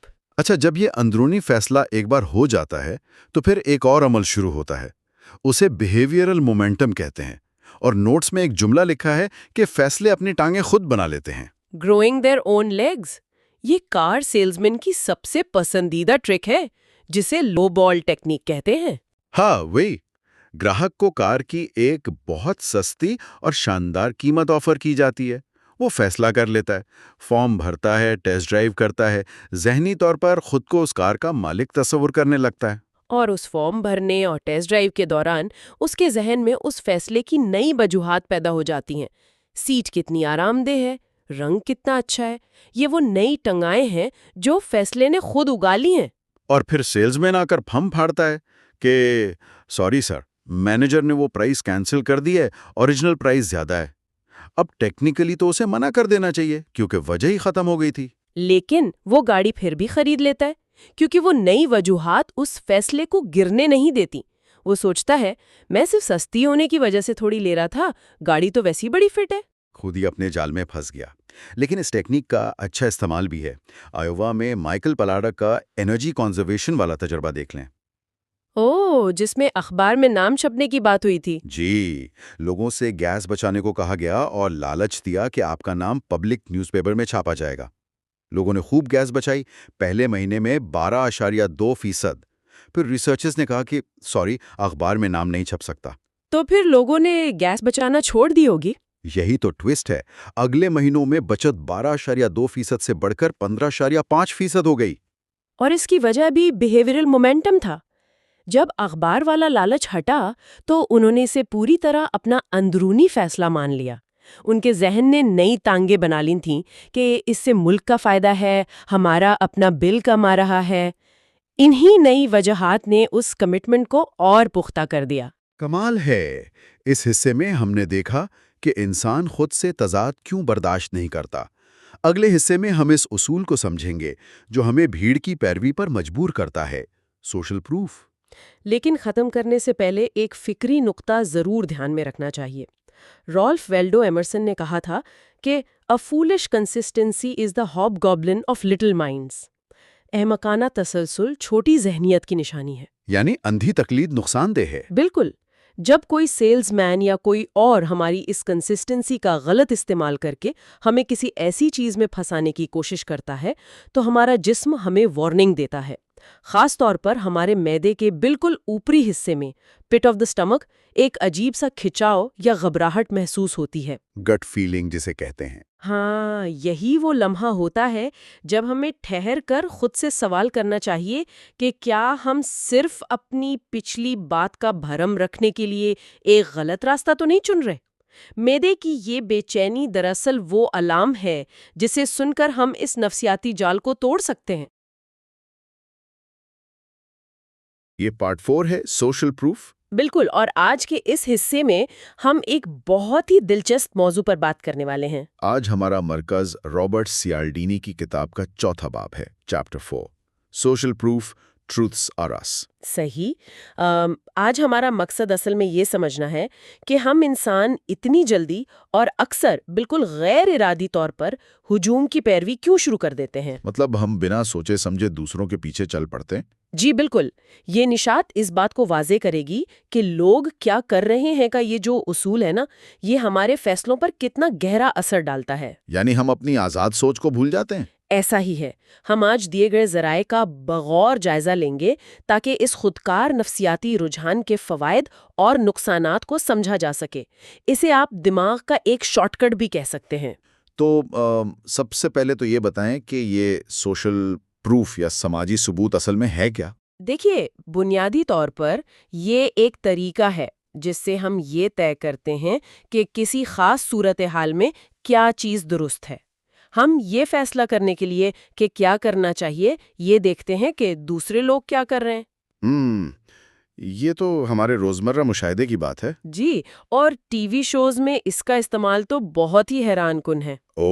وہ لاف ٹریکس کی بات کر رہی ہیں آپ؟ بالکل، وہ نقلی ہنسی جو کامیڈی شوز کے بیک گراؤنڈ میں چلتی ہے۔ ہاں، وہ کینڈ لافٹر۔ میں نے آج تک جس سے بھی پوچھا ہے، سب یہی کہتے ہیں کہ انہیں وہ مشینی اور نقلی ہنسی سخت ناپسند ہے۔ صحیح کہہ رہے ہیں آپ، عام لوگوں کو وہ بہت بیوقوفانہ لگتی ہے۔ تو پھر ایک سوال ذہن میں آتا ہے کہ یہ جو ٹی وی ایگزیکٹوز ہیں وہ اسے ہر کامیڈی شو میں ڈالتے کیوں ہیں؟ وہ تو جانتے ہیں کہ لوگ اسے پسند نہیں کرتے۔ اس کی وجہ یہ ہے کہ ان کے پاس اس کے ٹھوس، میرا مطلب ہے نفسیاتی شواہد موجود ہیں۔ تجربات سے ثابت ہوا ہے کہ یہ نقلی ہنسی ناظرین کو زیادہ دیر تک ہنسنے پر مجبور کرتی ہے۔ واقعی؟ مطلب ہمیں پتہ ہے کہ ہنسی نقلی ہے پھر بھی؟ جی بالکل، اور حیرت کی بات یہ ہے کہ یہ طریقہ تب سب سے زیادہ کام کرتا ہے جب لطیفہ غیر معیاری ہو یا بہت کمزور ہو۔ تو ہمارا دماغ مطلب ایک طرح کے خودکار نظام پر چل رہا ہوتا ہے۔ ہم شعوری طور پر جانتے ہیں کہ یہ نقلی ہے پھر بھی ہنس پڑتے ہیں۔ ماہرین اسے کلک ور یعنی کلک اور گھنٹی بجنے والا خودکار رد عمل کہتے ہیں۔ جیسے دماغ میں کوئی خاص بٹن دبا دیا گیا ہو۔ بالکل ایسا ہی ہے، اور اس کا موازنہ جانوروں کے رویے سے کیا جا سکتا ہے۔ کتاب میں مادہ ٹرکی کی ایک بہت زبردست مثال دی گئی ہے۔ ہاں، وہ پولیکیٹ والی مثال، وہ مجھے یاد ہے۔ جی، مادہ ٹرکی اپنے بچوں کے لیے بہت حساس ہوتی ہے، لیکن اس کا ممتا کا سارا نظام صرف ایک چیز پر چلتا ہے، اور وہ ہے اس کے بچے کی مخصوص چپ چیپ کی آواز۔ تو سائنسدانوں نے کیا کیا کہ اس کا جو قدرتی دشمن ہے نا، پولیکیٹ، اس کا ایک نقلی ماڈل مادہ ٹرکی کے سامنے رکھا۔ اور ظاہر ہے اس نے فوراً حملہ کر دیا ہوگا۔ بالکل، لیکن جب اسی کھلونے کے اندر ٹیپ ریکارڈر رکھ کر ٹرکی کے بچے کی آواز چلائی گئی تو اس مادہ ٹرکی نے حملہ روک دیا، بلکہ اس دشمن کو پیار کرنے لگی۔ دیکھیں، یہیں سے پتہ چلتا ہے کہ جانور ہو یا انسان، ہم اس کلک اور ویر کے شارٹ کٹ پر چلتے ہیں۔ انسانوں کے لیے وہ نقلی ہنسی کی آواز بالکل اسی ٹرکی کے بچے کی آواز کی طرح کام کرتی ہے۔ ہم ہنسی کی آواز سن کر اسے مزہ سمجھ لیتے ہیں۔ یہ بات مارکیٹنگ اور ایڈورٹائزنگ میں بھی تو بہت استعمال ہوتی ہے نا؟ بہت زیادہ۔ مارکیٹنگ کے ماہرین ہماری اس نفسیات کا خوب فائدہ اٹھاتے ہیں۔ میں نے اکثر دیکھا ہے وہ جو بار ٹینڈرز ہوتے ہیں یا چرچ کے رضاکار، جی، وہ اپنے ٹپ جار میں کیا کرتے ہیں؟ وہ ڈیوٹی شروع ہونے سے پہلے ہی اس میں اپنی جیب سے کچھ پیسے ڈال دیتے ہیں۔ بالکل، تاکہ لوگوں کو یہ تاثر ملے کہ پیسے دینا ایک عام اور درست رویہ ہے۔ اسے دیکھ کر دوسرے لوگ بھی خود بخود پیسے ڈال دیتے ہیں۔ اور ڈسکو کلبوں کے مالکان بھی تو یہی چال چلتے ہیں، وہ جان بوجھ کر کلب کے باہر لمبی لائنیں لگواتے ہیں۔ حالانکہ اندر کافی جگہ موجود ہوتی ہے، لیکن وہ مقبولیت کا سماجی ثبوت پیش کرنا چاہتے ہیں، تاکہ گزرنے والوں کو لگے کہ اگر اتنی لمبی لائنیں تو یقیناً جگہ بہت شاندار ہوگی۔ بالکل۔ اور مشتہرین بھی تو ایسا ہی کرتے ہیں۔ وہ یہ نہیں بتاتے کہ پروڈکٹ کیسی ہے، اس کا معیار کیا ہے، وہ بس یہ کہتے ہیں کہ یہ سب سے تیزی سے بکنے والی یعنی فاسٹسٹ گروئنگ چیز ہے۔ کیونکہ انسان کو قائل کرنے کے لیے ہجوم کا فیصلہ ہی سب سے بڑا ثبوت ہوتا ہے۔ لیکن یہاں ایک بات سمجھنی ضروری ہے، یہ سماجی ثبوت ہمیشہ ایک جیسا طاقتور نہیں ہوتا۔ اچھا، تو یہ سب سے زیادہ اثر کب دکھاتا ہے؟ جب صورتحال غیر یقینی کا شکار ہو، انسرٹنٹی ہو۔ مطلب جب ہمیں سمجھ نہ آ رہا ہو کہ کیا کرنا ہے۔ جی، جب حالات مبہم ہوں تو ہم رہنمائی کے لیے بے ساختہ دوسروں کی طرف دیکھتے ہیں۔ یہاں پھر وہ اجتماعی جہالت یا پلورسٹک اگنورنس کا تصور آ جاتا ہے، رائٹ؟ بالکل صحیح کہا آپ نے۔ جب کوئی ہنگامی صورتحال واضح نہ ہو تو ہجوم میں موجود ہر شخص دوسرے کا چہرہ دیکھ رہا ہوتا ہے۔ وہ چونکہ ہر بندہ پرسکون نظر آنے کی اداکاری کر رہا ہوتا ہے تو پورا ہجوم خاموشی دیکھ کر سوچتا ہے کہ سب ٹھیک ہے، کوئی خطرہ نہیں ہے۔ یہی وہ چیز ہے جو بعض اوقات جان لیوا ثابت ہوتی ہے۔ جیسے نیو یارک کا وہ کیتھرین جینوویز والا واقعہ، وہ بہت ہی افسوسناک واقعہ تھا۔ جی ہاں، جس نے پورے معاشرے کو ہلا کر رکھ دیا تھا۔ 38 لوگوں نے، جو اس کے پڑوسی تھے، اپنی کھڑکیوں سے ایک جرم ہوتے دیکھا، اس پر حملہ ہو رہا تھا، لیکن کسی ایک نے بھی پولیس کو نہیں بلایا۔ لٹانے اور ڈارلے کی تحقیق ہمیں بتاتی ہے کہ یہ دراصل بائی اسٹینڈر ایفیکٹ یا تماشائیوں کا اثر تھا۔ یعنی ہجوم میں ہونے کی وجہ سے انفرادی ذمہ داری تقسیم ہو گئی تھی۔ بالکل، ہر شخص نے سوچا کہ شاید کسی اور نے پولیس کو کال کر دی ہوگی، کوئی بھی آگے نہیں بڑھا۔ یہ تو بہت خوفناک بات ہے کہ ہم ہجوم کے درمیان خود کو غیر محفوظ پائیں۔ اگر واقعی کوئی ایسی صورتحال ہو تو کتاب میں ایک عملی مشورہ دیا گیا ہے نا، ہاؤ ٹو ڈی وکٹمائز کے حوالے سے۔ جی، وہ بہت اہم نکتہ ہے۔ فرض کریں کسی کو پارک میں دل کا دورہ پڑتا ہے تو صرف درد سے کراہنا یا مدد پکارنا کافی نہیں ہے۔ کیونکہ ہجوم پھر بھی غیر یقینی کا شکار رہے گا کہ پتہ نہیں واقعی ایمرجنسی ہے یا نہیں۔ بالکل، اس غیر یقینی کو توڑنے کا واحد طریقہ یہ ہے کہ ہجوم میں سے کسی ایک مخصوص شخص کو چن لیا جائے۔ مثال کے طور پر اشارہ کر کے کہا جائے کہ آپ وہ نیلے رنگ کی جیکٹ والے صاحب، آپ ایمبولینس بلوائیں۔ جی ہاں، اس سے دو کام ہوتے ہیں۔ ایک تو ابہام ختم ہوتا ہے کہ واقعی ایمرجنسی ہے، اور دوسرا اس مخصوص شخص پر واضح ذمہ داری آ جاتی ہے۔ اور وہ ہجوم کی اس اجتماعی جہالت کو توڑ کر حرکت میں آ جاتا ہے۔ صحیح۔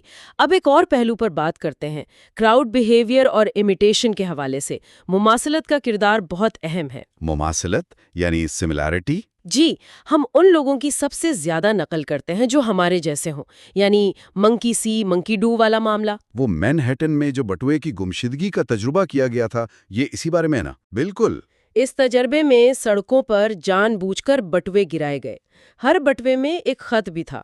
اور اگر اس خط کی تحریر سے ایسا لگتا تھا کہ اسے واپس کرنے والا پہلا شخص ایک عام امریکی ہے تو 70% لوگوں نے بٹوا واپس کیا۔ لیکن اگر اس خط کی ٹوٹی پھوٹی انگریزی سے یہ لگا کہ وہ کوئی غیر ملکی شخص ہے تو کیا ہوا؟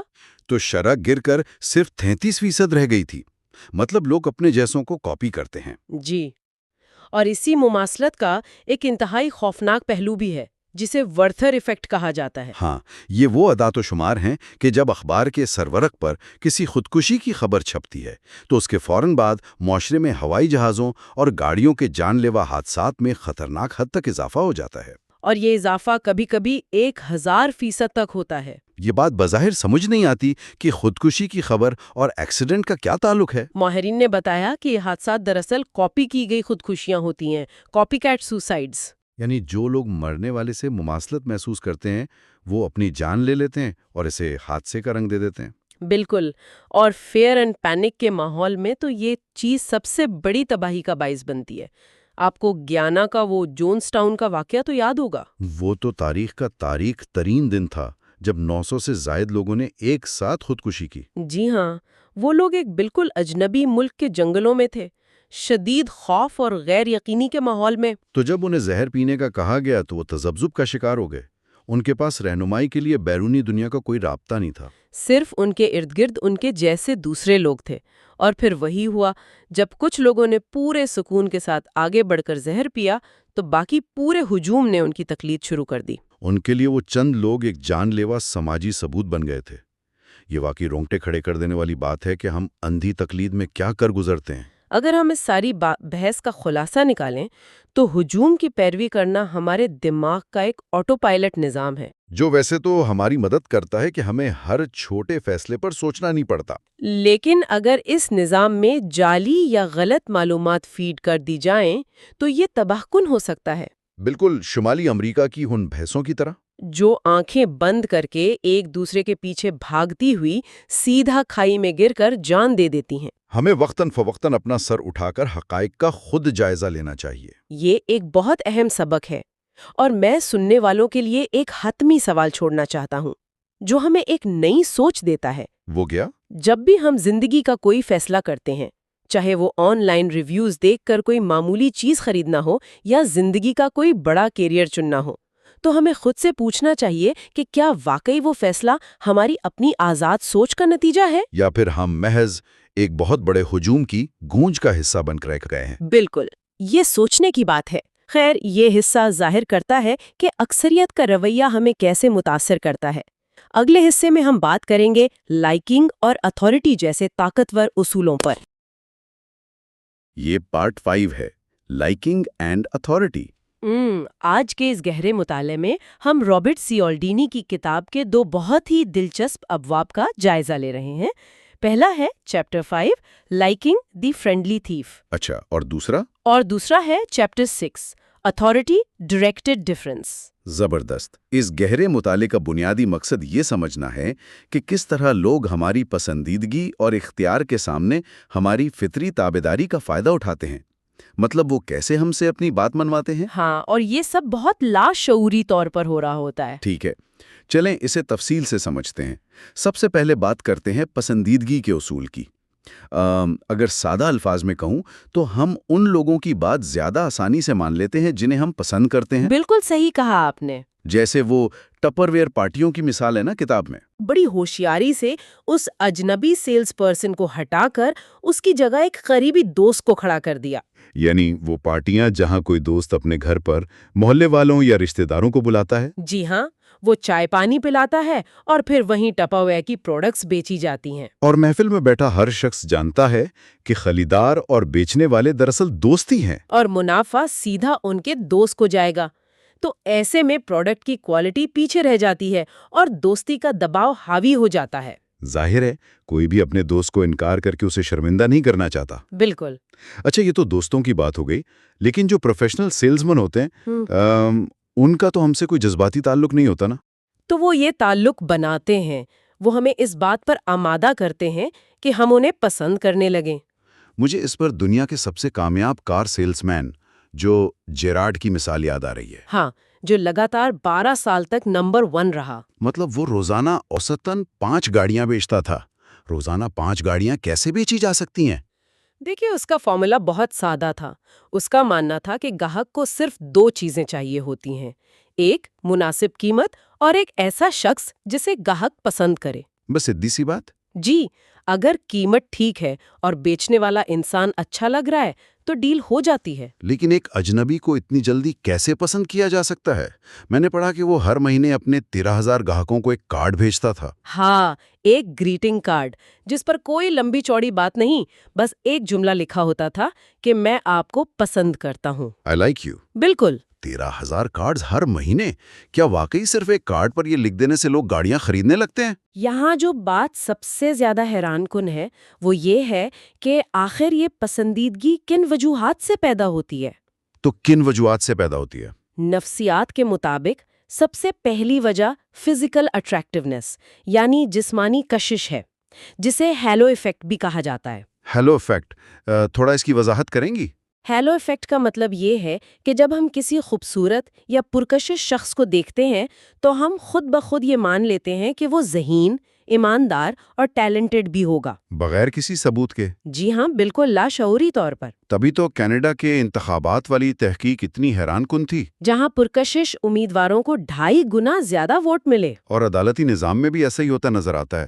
میں نے پڑھا کہ پینسلوینیا میں خوبصورت ملزمان کو عدالتوں سے کم سزائیں ملیں۔ ہاں، ان کے جیل جانے کے امکانات آدھے رہ گئے تھے۔ مطلب انصاف کے کٹہرے میں بھی ایک پرکشش چہرہ اثر انداز ہو رہا ہے۔ یہ تو واقعی سوچنے والی بات ہے۔ اچھا، ظاہری کشش کے علاوہ دوسری وجہ کیا ہے؟ دوسری وجہ سملیرٹی یعنی مماثلت ہے۔ ہم ان لوگوں کو پسند کرتے ہیں جو ہمارے جیسے ہوتے ہیں۔ جیسے لباس کی مماثلت، وہ کالج کیمپس والا تجربہ۔ جی، جب کیمپس میں ایک جیسے کپڑے پہنے ہوئے شخص نے فون کال کے لیے پیسے مانگے تو طلباء نے فوراً دے دیے۔ اور جب کپڑے مختلف تھے تو پیسے دینے کی شرح بہت کم تھی۔ بالکل، کار سیلزمین اسی مماثلت کا فائدہ اٹھاتے ہیں۔ وہ گاہک کی گاڑی کی ڈگی میں پڑا کیمپنگ کا سامان دیکھ لیتے ہیں اور پھر فوراً دعویٰ کرتے ہیں کہ انہیں بھی جنگلوں میں کیمپنگ کا بہت شوق ہے، تاکہ گاہک کو لگے کہ یہ شخص بالکل میرے جیسا ہے۔ صحیح۔ اور تیسری چیز جو مجھے بہت دلچسپ لگی وہ کمپلیمنٹس یعنی تعریف ہے۔ ہاں، ہم انسان تعریف کے بہت بھوکے ہوتے ہیں۔ نارتھ کیرولینا کی تحقیق کا ذکر تھا کہ اگر ہمیں معلوم بھی ہو کہ تعریف کرنے والے کا کوئی مفاد ہے تو بھی ہم خوش ہوتے ہیں۔ یہاں تک کہ اگر تعریف جھوٹی بھی ہو تب بھی ہم اس شخص کو پسند کرنے لگتے ہیں۔ واقعی ہم اتنے کمزور ہیں خوش آمد کے معاملے میں؟ جی بالکل۔ اور پھر ایک اور پہلو ہے جان پہچان اور وابستگی کا۔ یہاں یہ بات واقعی بہت دلچسپ ہو جاتی ہے۔ جان پہچان کا اثر کیسا ہوتا ہے؟ آپ موسم کا حال بتانے والوں کی مثال لے لیں۔ اوہ ہاں، ان بیچاروں کو تو برے موسم کی وجہ سے لوگوں کی نفرت کا سامنا کرنا پڑتا ہے۔ حالانکہ موسم خراب کرنے میں ان کا کوئی ہاتھ نہیں ہوتا، لیکن لوگ انہیں برے حالات سے جوڑ لیتے ہیں۔ اور اس کے الٹ کھیلوں کے شائقین کا رویہ دیکھیں۔ جب ٹیم جیت رہی ہوتی ہے تو سب کہتے ہیں ہم نمبر 1 ہیں۔ تاکہ اس جیت اور کامیابی کی چمک ان پر بھی پڑے۔ وہ خود کو جیتنے والوں سے وابستہ کرنا چاہتے ہیں۔ تو پھر اس پسندیدگی کے اصول سے بچنے کا کوئی دفاعی طریقہ بھی ہے؟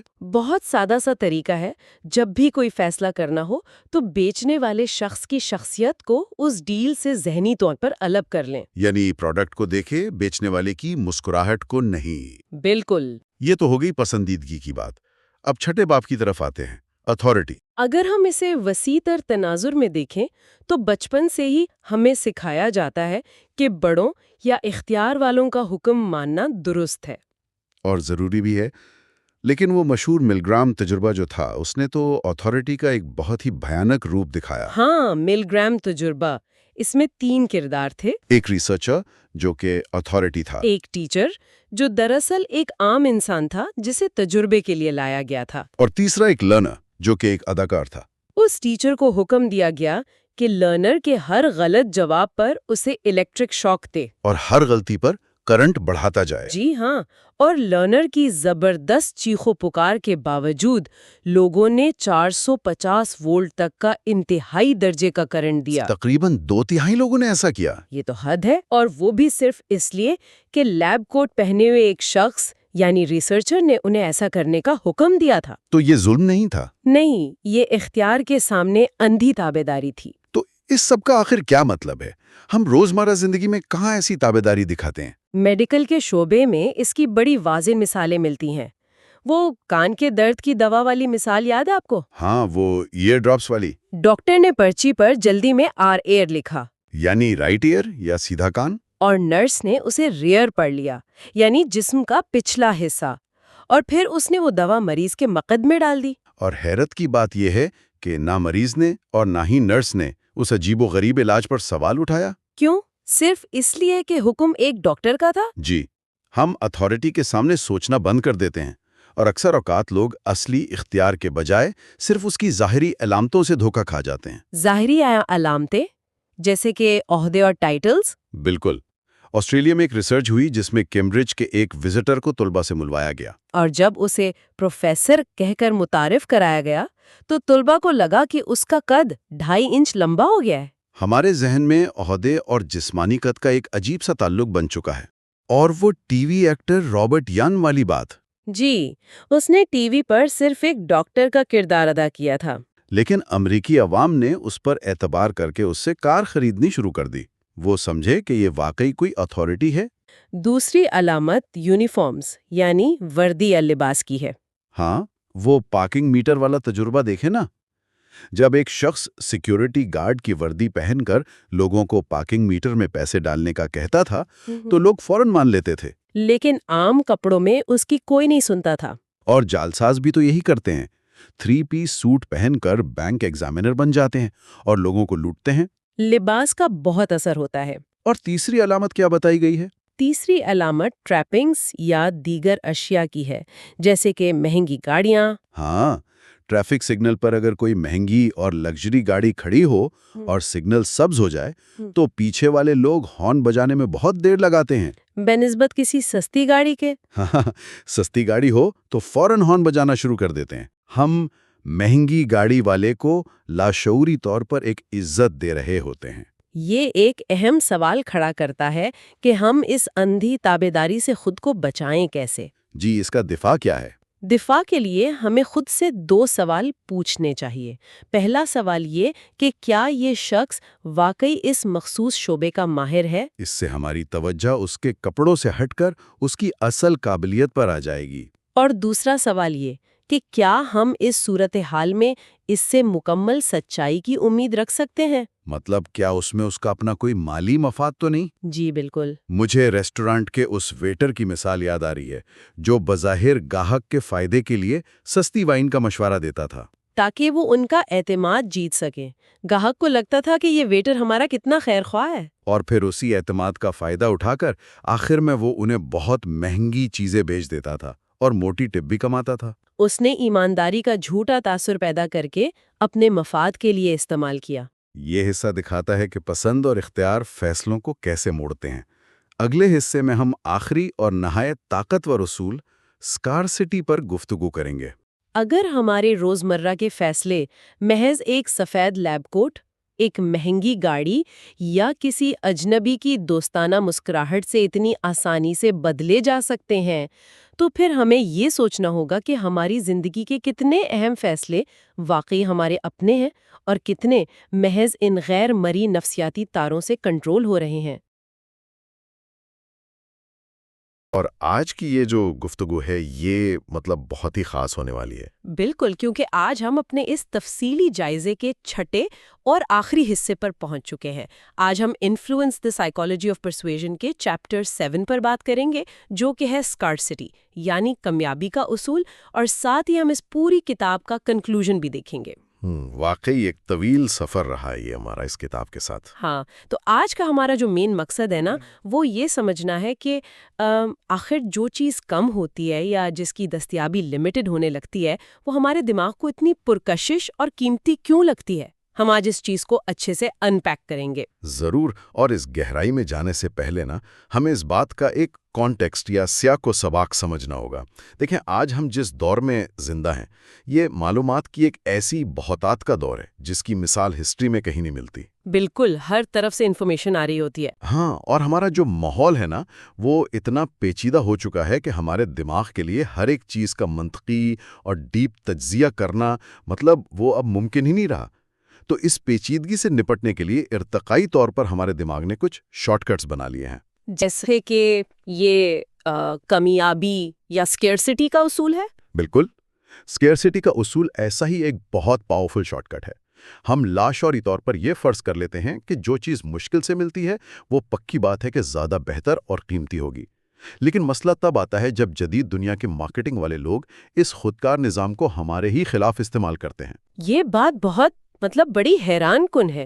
یہ شارٹ کٹس یقیناً ہماری بقا کے لیے تو اہم رہے ہوں گے، پر ان کا اندھا استعمال کیسے نقصان دہ ہو سکتا ہے، اس کی ایک بہت زبردست مثال اس اصول میں ملتی ہے۔ اصول تو بڑا سمپل سا لگتا ہے کہ چیزوں کی دستیابی جتنی کم ہوگی ان کی قدر اتنی ہی زیادہ محسوس ہوگی۔ ہاں، لیکن اس کی پریکٹیکل مثالیں بڑی دلچسپ ہیں۔ بالکل، جیسے وہ کتاب میں ایک مثال ہے ڈاک کے ٹکٹ جمع کرنے والوں کی۔ فرض کریں ایک پوسٹیج ٹکٹ چھپتا ہے، لیکن مشین کی کسی خرابی کی وجہ سے اس پر جارج واشنگٹن کی 3 آنکھیں چھپ جاتی ہیں۔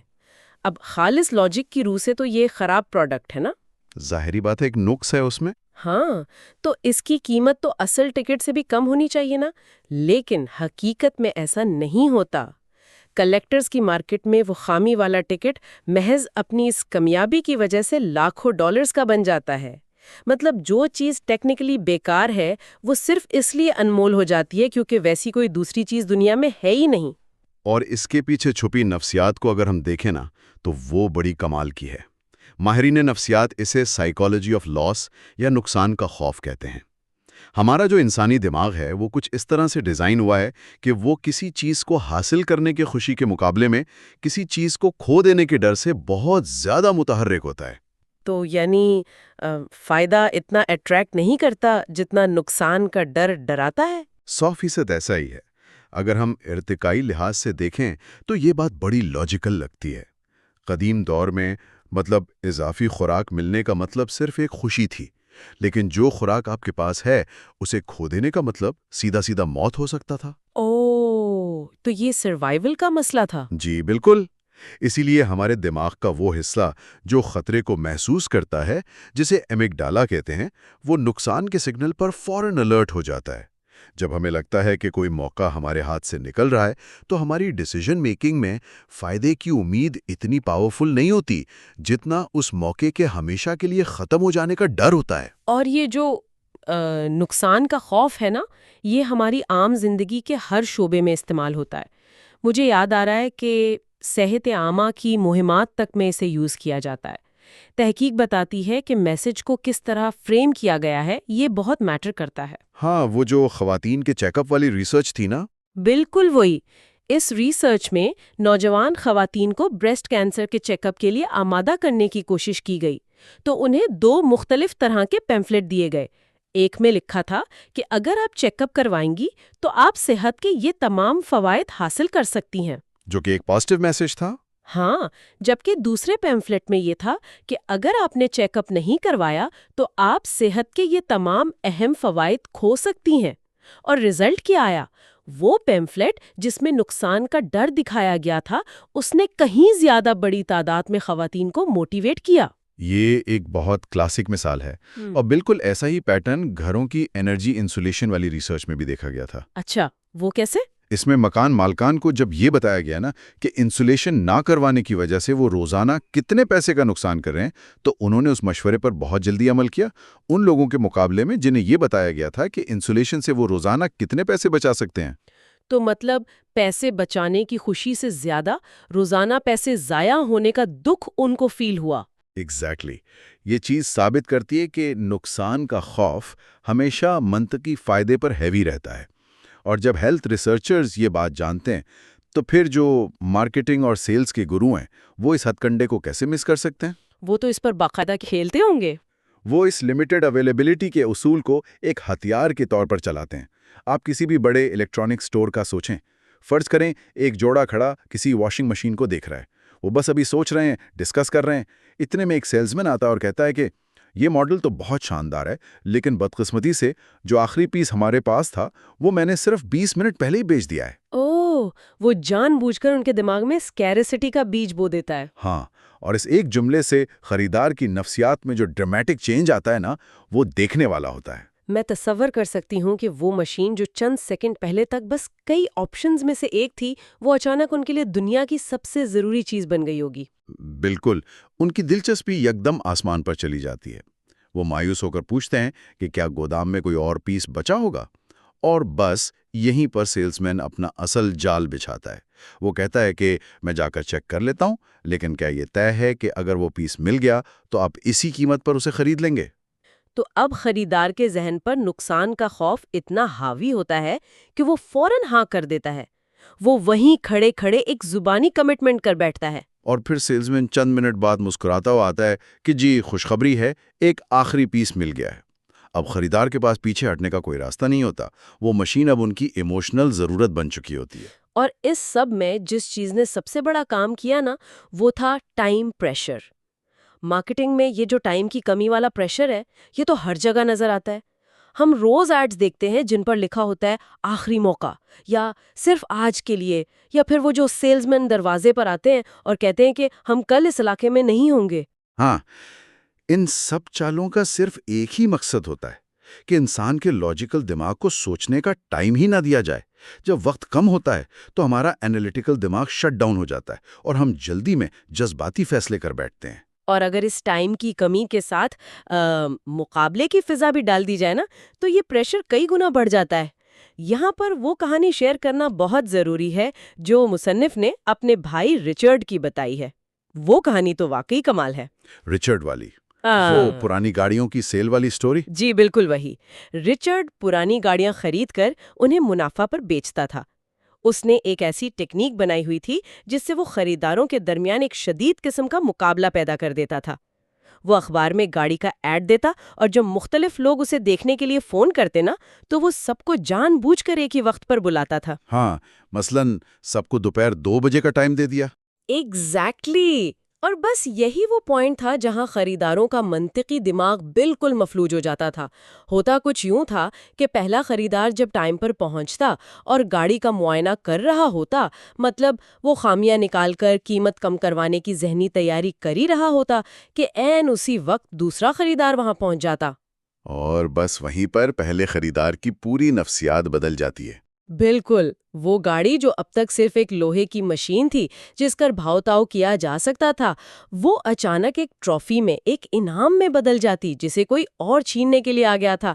اور پھر رچرڈ بڑے سکون سے دوسرے خریدار سے کہتا کہ دیکھیں، یہ صاحب آپ سے پہلے آئے ہیں تو اصول کے مطابق پہلا حق ان کا ہے، جب تک یہ فیصلہ نہیں کر لیتے آپ ذرا ویٹ کریں۔ یہ جو لائن ہے نا، یہ پہلے خریدار پر اتنا شدید دباؤ ڈالتی ہے کہ وہ برداشت سے باہر ہو جاتا ہے۔ ہاں، اور سوچیں اگر اسی دوران تیسرا خریدار بھی آ جائے تو پھر تو پہلے بندے کی قوت برداشت بالکل جواب دے جاتی ہے۔ وہ فوراً پوری قیمت دے دیتا ہے صرف اس لیے کہ باقی دونوں کو وہ گاڑی نہ ملے۔ اگر ہم اس واقعے کا گہرا تجزیہ کریں تو یہ بات بالکل کلیئر ہے کہ اس پوائنٹ پر خریدار کا فیصلہ گاڑی کی کوالٹی یا مائلیج کی بنیاد پر تو ہو ہی نہیں رہا تھا۔ ان کا وہ دماغی حصہ جو حساب کتاب کرتا ہے وہ آف ہو چکا تھا۔ وہ فیصلہ صرف اس گاڑی کو کھو دینے کے ڈر اور دوسرے بندے کو ہرانے کے جذبے سے ہو رہا تھا۔ مصنف نے اس کیفیت کو مچھلیوں کے اس رویے سے ملایا ہے جسے فیڈنگ فرینزی کہتے ہیں، جب مچھلیاں خوراک دیکھ کر ایک اندھے جنون میں مبتلا ہو جاتی ہیں اور اس مقابلے میں وہ پانی میں پھینکے گئے خالی کانٹے کو بھی کاٹ لیتی ہیں۔ یہ بالکل صحیح تشبیہ ہے۔ رچرڈ کے خریدار بھی اس اندھی دوڑ میں بغیر سوچے سمجھے فیصلہ کر رہے تھے۔ لیکن اب ذہن میں یہ سوال آتا ہے کہ انسان کے اندر یہ جو بغاوت کا جذبہ ہے، یہ پیدا کیوں ہوتا ہے؟ مطلب جب ہم سے کوئی چیز چھینی جا رہی ہو تو ہم اتنا شدید ریاکٹ کیوں کرتے ہیں؟ اس کا بہت لاجیکل جواب ماہر نفسیات جیک بریم کی ایک تھیوری میں ہے۔ اسے سائیکولوجیکل ریاکٹنس یا نفسیاتی رد عمل کی تھیوری کہتے ہیں۔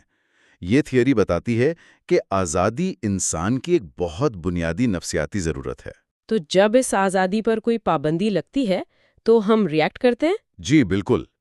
جب ہمارے آپشنز کم کر دیے جاتے ہیں تو ہمارے اندر اپنی اس چھینی ہوئی آزادی کو واپس لینے کی ایک بڑی شدید خواہش پیدا ہوتی ہے، اور اس کی جو جڑیں ہیں نا، وہ ہمارے بچپن میں ہیں، خاص طور پر 2 سال کی عمر میں، جسے سائیکالوجی میں ٹیریبل ٹوز کہا جاتا ہے۔ اچھا، وہ جو 2 سال کے بچے ہر بات پر ضد کرتے ہیں؟ بالکل۔ اس عمر میں بچہ پہلی بار یہ دریافت کرتا ہے کہ وہ ایک آزاد وجود رکھتا ہے، تو اپنی اس آٹونومی کو چیک کرنے کے لیے وہ ہر اس پابندی کے خلاف بغاوت کرتا ہے جو اس پر لگتی ہے۔ اگر اسے کسی کھلونے سے روکا جائے تو وہ اپنی پوری انرجی اسی کو حاصل کرنے پر لگا دے گا۔ اور حیرت کی بات یہ ہے کہ ہم انسان بڑے ہو کر بھی اس چیز کو نہیں چھوڑتے۔ مجھے کنیسا جارجیا کے ایک قانون کی مثال یاد آ رہی ہے۔ یہ ریاکٹنس کی ایک بہت پریکٹیکل مثال ہے۔ وہاں کی جو لوکل گورنمنٹ تھی، اس نے ایک عجیب قانون پاس کیا کہ شہر کے ہر بالغ شہری کے لیے اپنے گھر میں بندوق رکھنا لازمی ہے، ورنہ ان پر جرمانہ ہوگا۔ اب اگر ہم عام لاجک سے سوچیں تو شہر کے سب لوگوں کو تو فوراً اسلحے کی دکانوں پر رش لگا دینا چاہیے تھا۔ لیکن رزلٹ بالکل اس کے الٹ نکلا۔ مقامی لوگوں نے بڑی تعداد میں بندوقیں نہیں خریدیں۔ رش تو بہت تھا دکانوں پر، لیکن وہ رش ان لوگوں کا تھا جو دوسرے شہروں سے یہ خبر سن کر وہاں پہنچے تھے۔ کیا بات ہے! یہ بہت ہی دلچسپ پوائنٹ ہے۔ ہاں، چونکہ مقامی لوگوں سے یہ فیصلہ کرنے کی آزادی چھین لی گئی تھی کہ انہیں بندوق رکھنی ہے یا نہیں، اس لیے انہوں نے لاشعوری طور پر قانون کے خلاف بغاوت کی اور اسلحہ نہیں خریدا، جبکہ باہر کے لوگوں کے لیے وہاں جا کر اسلحہ خریدنا بس ایک نایاب تجربہ تھا، تو انہوں نے جم کر شاپنگ کی۔ اس واقعے سے ایک اور بھی بہت بڑا پہلو سامنے آتا ہے۔ یہ جو کامیابی کا اصول ہے نا، یہ صرف مادی اشیاء جیسے گاڑیوں یا بندوقوں تک لمیٹڈ نہیں ہے، یہ انفارمیشن اور آئیڈیاز پر بھی بالکل اسی طرح لاگو ہوتا ہے۔ انفارمیشن پر؟ وہ کیسے؟ جب کسی خاص معلومات یا کتاب پر سینسرشپ لگتی ہے نا، تب بھی ہمارا ری ایکشن بالکل ویسا ہی ہوتا ہے۔ پرڈیو یونیورسٹی کی ایک ریسرچ ہے اس پر۔ انہوں نے طلبہ کے 2 گروپس کو ایک ناول کا اشتہار دکھایا۔ ایک اشتہار پر لکھا تھا صرف بڑوں کے لیے، یعنی ایک پابندی تھی، اور دوسرے پر ایسی کوئی شرط نہیں تھی۔ تو ظاہری بات ہے، جن پر پابندی تھی ان کا تجسس بڑھ گیا ہوگا۔ بالکل، جن کو پابندی کا احساس دلایا گیا، انہوں نے نہ صرف کتاب پڑھنے کی زیادہ خواہش ظاہر کی، بلکہ وہ یہ بھی ماننے لگے کہ یہ کتاب دوسری عام کتابوں سے زیادہ دلچسپ ہوگی۔ سینسرشپ کا سب سے خطرناک پہلو یہی ہے کہ لوگ بینڈ انفارمیشن کو صرف جاننا ہی نہیں چاہتے، بلکہ وہ اس پر زیادہ سختی سے یقین بھی کرنے لگتے ہیں، حالانکہ انہوں نے وہ مواد دیکھا بھی نہیں ہوتا۔ یہ بات بیف امپورٹ والی سٹڈی میں اور بھی زیادہ واضح ہو کر سامنے آتی ہے۔ وہ تو اس کانسیپٹ کو ایک نئے ہی لیول پر لے گئی تھی۔ اس میں ایک کمپنی کے نمائندے نے خریداروں سے 3 طریقوں سے کانٹیکٹ کیا۔ پہلے گروپ کو تو بس عام روٹین کے مطابق آرڈر دینے کا کہا۔ دوسرے کو یہ بھی بتایا کہ موسم خراب ہونے کی وجہ سے آنے والے دنوں میں بیف کی شدید قلت ہونے والی ہے۔ تو اس قلت کی خبر سے ہی سیل بڑھ گئی ہوگی۔ ہاں، فروخت فوراً ڈبل ہو گئی۔ لیکن جو اصل میجک تھا نا، وہ تیسرے گروپ کے ساتھ ہوا۔ ان کو قلت کی خبر بھی دی گئی اور ساتھ یہ بھی بتایا گیا کہ یہ جو انفارمیشن ہے یہ ایک خفیہ اور ایکسکلوسیو سورس سے ملی ہے جو عام لوگوں کے پاس نہیں ہے۔ اوہ، اسے تو مصنف نے ڈبل ویمی یعنی دوہرا وار کہا تھا۔ Exactly, double whammy. ایک تو بیف کم ہے اور دوسرا اس کے کم ہونے کی جو نیوز ہے وہ بھی کم اور نایاب ہے، اور اس کا نتیجہ یہ نکلا کہ فروخت میں 6 گنا اضافہ ہو گیا۔ 6 گنا! یہ تو واقعی بہت بڑا امپیکٹ ہے۔ ان ساری مثالوں کو دیکھنے کے بعد نا، اب یہ سوال پیدا ہوتا ہے کہ آخر وہ کون سی کنڈیشنز ہیں جن میں یہ اصول اپنی فل پاور کے ساتھ کام کرتا ہے۔ اسے سمجھنے کے لیے ہمیں اسٹیفن ورچل کے اس بسکٹ کے تجربے کو دیکھنا ہوگا جسے کوکی اسٹڈی کہتے ہیں۔ اچھا، وہ جس میں ایک جار میں 10 بسکٹ تھے اور دوسرے میں 2؟ جی بالکل، اس میں لوگوں کو چاکلیٹ چپ بسکٹ چکھنے اور ان کے ٹیسٹ کا بتانے کو کہا گیا۔ ایک شیشے کے جار میں 10 بسکٹ تھے اور دوسرے میں صرف 2۔ اب یہ تو بالکل کلیئر تھا کہ لوگوں نے 2 بسکٹ والے جار کو زیادہ پسند کیا، حالانکہ دونوں میں بسکٹ بالکل سیم کوالٹی کے تھے۔ لیکن اس تجربے کا جو سیکنڈ پارٹ تھا نا، وہ ہمارے دماغ کی ساری گیم کو اوپن کر دیتا ہے۔ بالکل، دوسرے حصے میں انہوں نے یہ کیا کہ لوگوں کے سامنے پہلے 10 بسکٹوں والا جار رکھا۔ لوگ اسے دیکھ ہی رہے تھے کہ اچانک ریسرچر نے وہ جار ہٹایا اور اس کی جگہ 2 بسکٹوں والا جار رکھ دیا، یہ کہہ کر کہ کچھ بسکٹ ہمیں دوسروں کو دینے پڑ گئے۔ اب جو رزلٹ آیا وہ کمال کا تھا۔ مطلب وہ جو بسکٹ ان کے سامنے کم ہوئے، ان کی ویلیو اور بھی بڑھ گئی۔ جی، لوگوں کو وہ بسکٹ ان بسکٹوں سے بھی کہیں زیادہ ٹیسٹی اور قیمتی لگے جو شروع سے ہی صرف 2 کی تعداد میں تھے۔ اس سے ایک بہت بڑا اصول ثابت ہوتا ہے کہ جو چیز ہمیشہ سے کم ہوتی ہے وہ ہمیں اتنا متاثر نہیں کرتی جتنا وہ چیز کرتی ہے جو پہلے وافر موجود ہو اور پھر اچانک کم ہو جائے۔ تو یعنی ایک دم سے پیدا ہونے والی سکیرسٹی ہمارے جذبات کو زیادہ بھڑکاتی ہے۔ ہمیں وہ چیز اتنی تکلیف نہیں دیتی جو ہمارے پاس کبھی تھی ہی نہیں، بلکہ وہ سہولت چھن جانا زیادہ تکلیف دہ ہے جس کے ہم عادی ہو چکے ہوں۔ بالکل صحیح پکڑا آپ نے۔ اور اسی بنیاد پر ماہر عمرانیات جیمز ڈیوس نے سیاسی انقلابوں کی تھیوری پیش کی ہے۔ ان کا ماننا ہے کہ دنیا میں بڑے انقلاب ان معاشروں میں نہیں آتے جہاں لوگ نسلوں سے غربت میں پس رہے ہوں، کیونکہ مسلسل ظلم سہنے والے لوگ تو اس کے عادی ہو جاتے ہیں۔ تو پھر بغاوت کہاں ہوتی ہے؟ بغاوت ہمیشہ اس وقت ہوتی ہے جب معاشرے میں حالات بہتر ہونا شروع ہوں، لوگوں کو آزادیوں کی عادت پڑ جائے اور پھر کسی بحران یا ڈکٹیٹر کی وجہ سے وہ سہولیات اچانک ان سے واپس لے لی جائیں۔ دی گئی آزادی کو واپس لینا نا تاریخ کا سب سے خطرناک عمل ہے۔ انسان اس کے لیے پرتشدد بغاوت پر اتر آتا ہے۔ یہ تو بہت ہی ڈیپ بات ہے۔ تو پھر ان سب چیزوں کو ذہن میں رکھتے ہوئے سب سے مین سوال یہ اٹھتا ہے کہ اس شدید ایموشنل پریشر سے ہم خود کو بچائیں کیسے؟ جب مارکیٹنگ کا کوئی ماہر ہماری اس کمزوری سے کھیل رہا ہو تو ہم دفاع کیسے کریں؟ اس کا دفاع کرنا مشکل تو ہے، کیونکہ یہ فیلنگ سیدھا ہمارے جذبات پر اٹیک کرتی ہے، اور جب جذبات ہیوی ہوتے ہیں تو لاجک ویسے ہی کام کرنا چھوڑ دیتی ہے۔ لیکن اس کا ایک 2 سٹیپ کا سولوشن ہے۔ پہلا سٹیپ تو یہ کہ اپنے جسمانی ری ایکشن کو پہچانیں۔ جب بھی کسی لمیٹڈ آفر کا سن کر آپ کے دل کی دھڑکن تیز ہو اور ایک بے چینی فیل ہو تو اسی کو ایک وارننگ سگنل سمجھیں۔ مطلب اسی وقت رک جائیں، کوئی فیصلہ نہ کریں۔ بالکل، خود کو ایک قدم پیچھے ہٹا لیں۔ اور پھر دوسرا سٹیپ یہ ہے کہ سکون سے خود سے پوچھیں، کیا مجھے یہ چیز صرف اس لیے چاہیے کہ میں اس پر اپنا قبضہ جما سکوں، یعنی پوزیشن کے لیے، یا مجھے واقعی اس کے استعمال کی ضرورت ہے؟ ہمیں یہ بات یاد رکھنی چاہیے کہ جو چیز کم ہوتی ہے وہ استعمال میں کسی عام چیز سے بہتر نہیں ہو جاتی۔ یہ تو ہمیں اس بسکٹ والے تجربے سے ہمیشہ یاد رکھنا چاہیے کہ جو 2 بسکٹ رہ گئے تھے ان کا ٹیسٹ 10 بسکٹوں سے بیٹر نہیں تھا۔ کامیابی کسی چیز کی کوالٹی یا ٹیسٹ کو بہتر نہیں بناتی، یہ بس ہمارے دماغ کا ایک طرح کا دھوکہ ہے۔ بالکل درست۔ اور اسی مقام پر اگر ہم پوری کتاب کے سینٹرل میسج کو سمیٹیں تو ہم نے انسانی فیصلوں پر اثر انداز ہونے والے 6 پاورفل اصولوں کو سمجھا ہے۔ پہلا تھا ریسیپروکیشن، یعنی احسان کا بدلہ چکانا۔ پھر کنسسٹنسی، کہ ہم اپنے فیصلوں پر قائم رہنا چاہتے ہیں۔ تیسرا تھا سوشل پروف، کہ ہم وہ کرتے ہیں جو باقی سب کر رہے ہوتے ہیں۔ اور چوتھا تھا لائکنگ، کہ ہم پسندیدہ لوگوں کی بات جلدی مانتے ہیں۔ 5واں اصول تھا اتھارٹی، جس میں ہم کسی ایکسپرٹ کے سامنے بنا سوچے جھک جاتے ہیں۔ اور آج کا 6واں اصول اسکیرسٹی، کہ جو کم ہے وہ قیمتی ہے۔ یہ 6 اصول دراصل وہ بٹن ہیں جو ہمارے رویوں کو ایک مشینی انداز میں متحرک کر دیتے ہیں۔ کتاب کے آخری حصے میں جسے مصنف نے انسٹنٹ انفلوئنس کا نام دیا ہے، ایک بڑی زبردست بات کی گئی ہے۔ جی، وہ ٹرکی والی مثال ہے نا اس میں؟ ہاں، مصنف نے مثال دی کہ مادہ ٹرکی اپنے بچے کی شکل سے نہیں بلکہ محض اس کی چیپ چیپ کی آواز سن کر مشینی انداز میں اس کی پرورش شروع کر دیتی ہے۔ آج کا انسان بھی اپنی ساری ذہانت کے باوجود وقت اور انفارمیشن کے اتنے دباؤ میں ہے کہ وہ انہی جانوروں کی طرح شارٹ کٹس پر ڈیپینڈ کرنے پر مجبور ہو گیا ہے۔ اور کیونکہ ہم ان شارٹ کٹس کے اتنے محتاج ہو چکے ہیں تو جب دھوکے باز لوگ یا مارکیٹنگ کمپنیاں ان کو ہیک کرنے کی کوشش کرتی ہیں تو یہ صرف چند پیسوں کا نقصان نہیں ہے، یہ دراصل ہماری اس نیچرل فیصلہ کرنے کی صلاحیت کے خلاف ایک وار ہے جس پر ہمارا سروائیول ڈیپینڈ کرتا ہے۔ بالکل ٹھیک کہا آپ نے۔ اگر ہم ان کے سامنے یوں ہی ہتھیار ڈالتے رہے تو ہم اپنے ہی قدرتی سسٹم پر سے ٹرسٹ کھو دیں گے۔ اس پوری بحث کو سمیٹتے ہوئے میں سننے والوں کے لیے ایک انتہائی فکر انگیز پہلو چھوڑنا چاہتا ہوں جس پر شاید ہم غور نہیں کر رہے۔ جی ضرور، بتائیے۔ ذرا ایک سیکنڈ کے لیے سوچیں، ہم انسانوں نے اپنی ذہانت سے یہ جدید دنیا، انٹرنیٹ اور سوشل میڈیا بنایا، لیکن آج ہمارے فونز میں جو الگوریدمز ہیں وہ ہمارے ہر کلک کو ٹریک کر رہے ہیں۔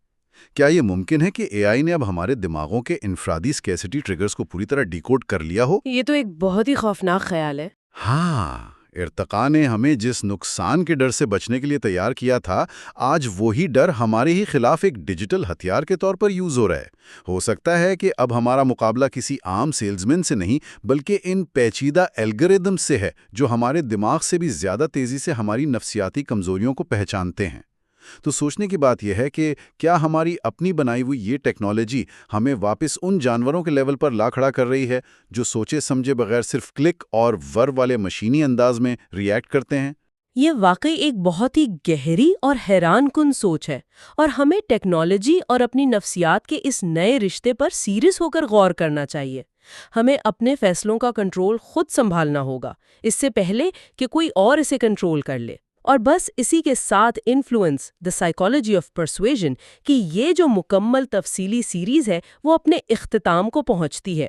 امید ہے اس سفر میں ہم سب نے اپنے ہی دماغ کے کام کرنے کے طریقوں کے بارے میں بہت کچھ نیا سیکھا ہوگا۔ نفسیات کی مزید کتابوں اور انسانی رویوں کے اس طرح کے گہرے جائزے کے لیے مائنڈ ٹاک کے ساتھ جڑے رہیں۔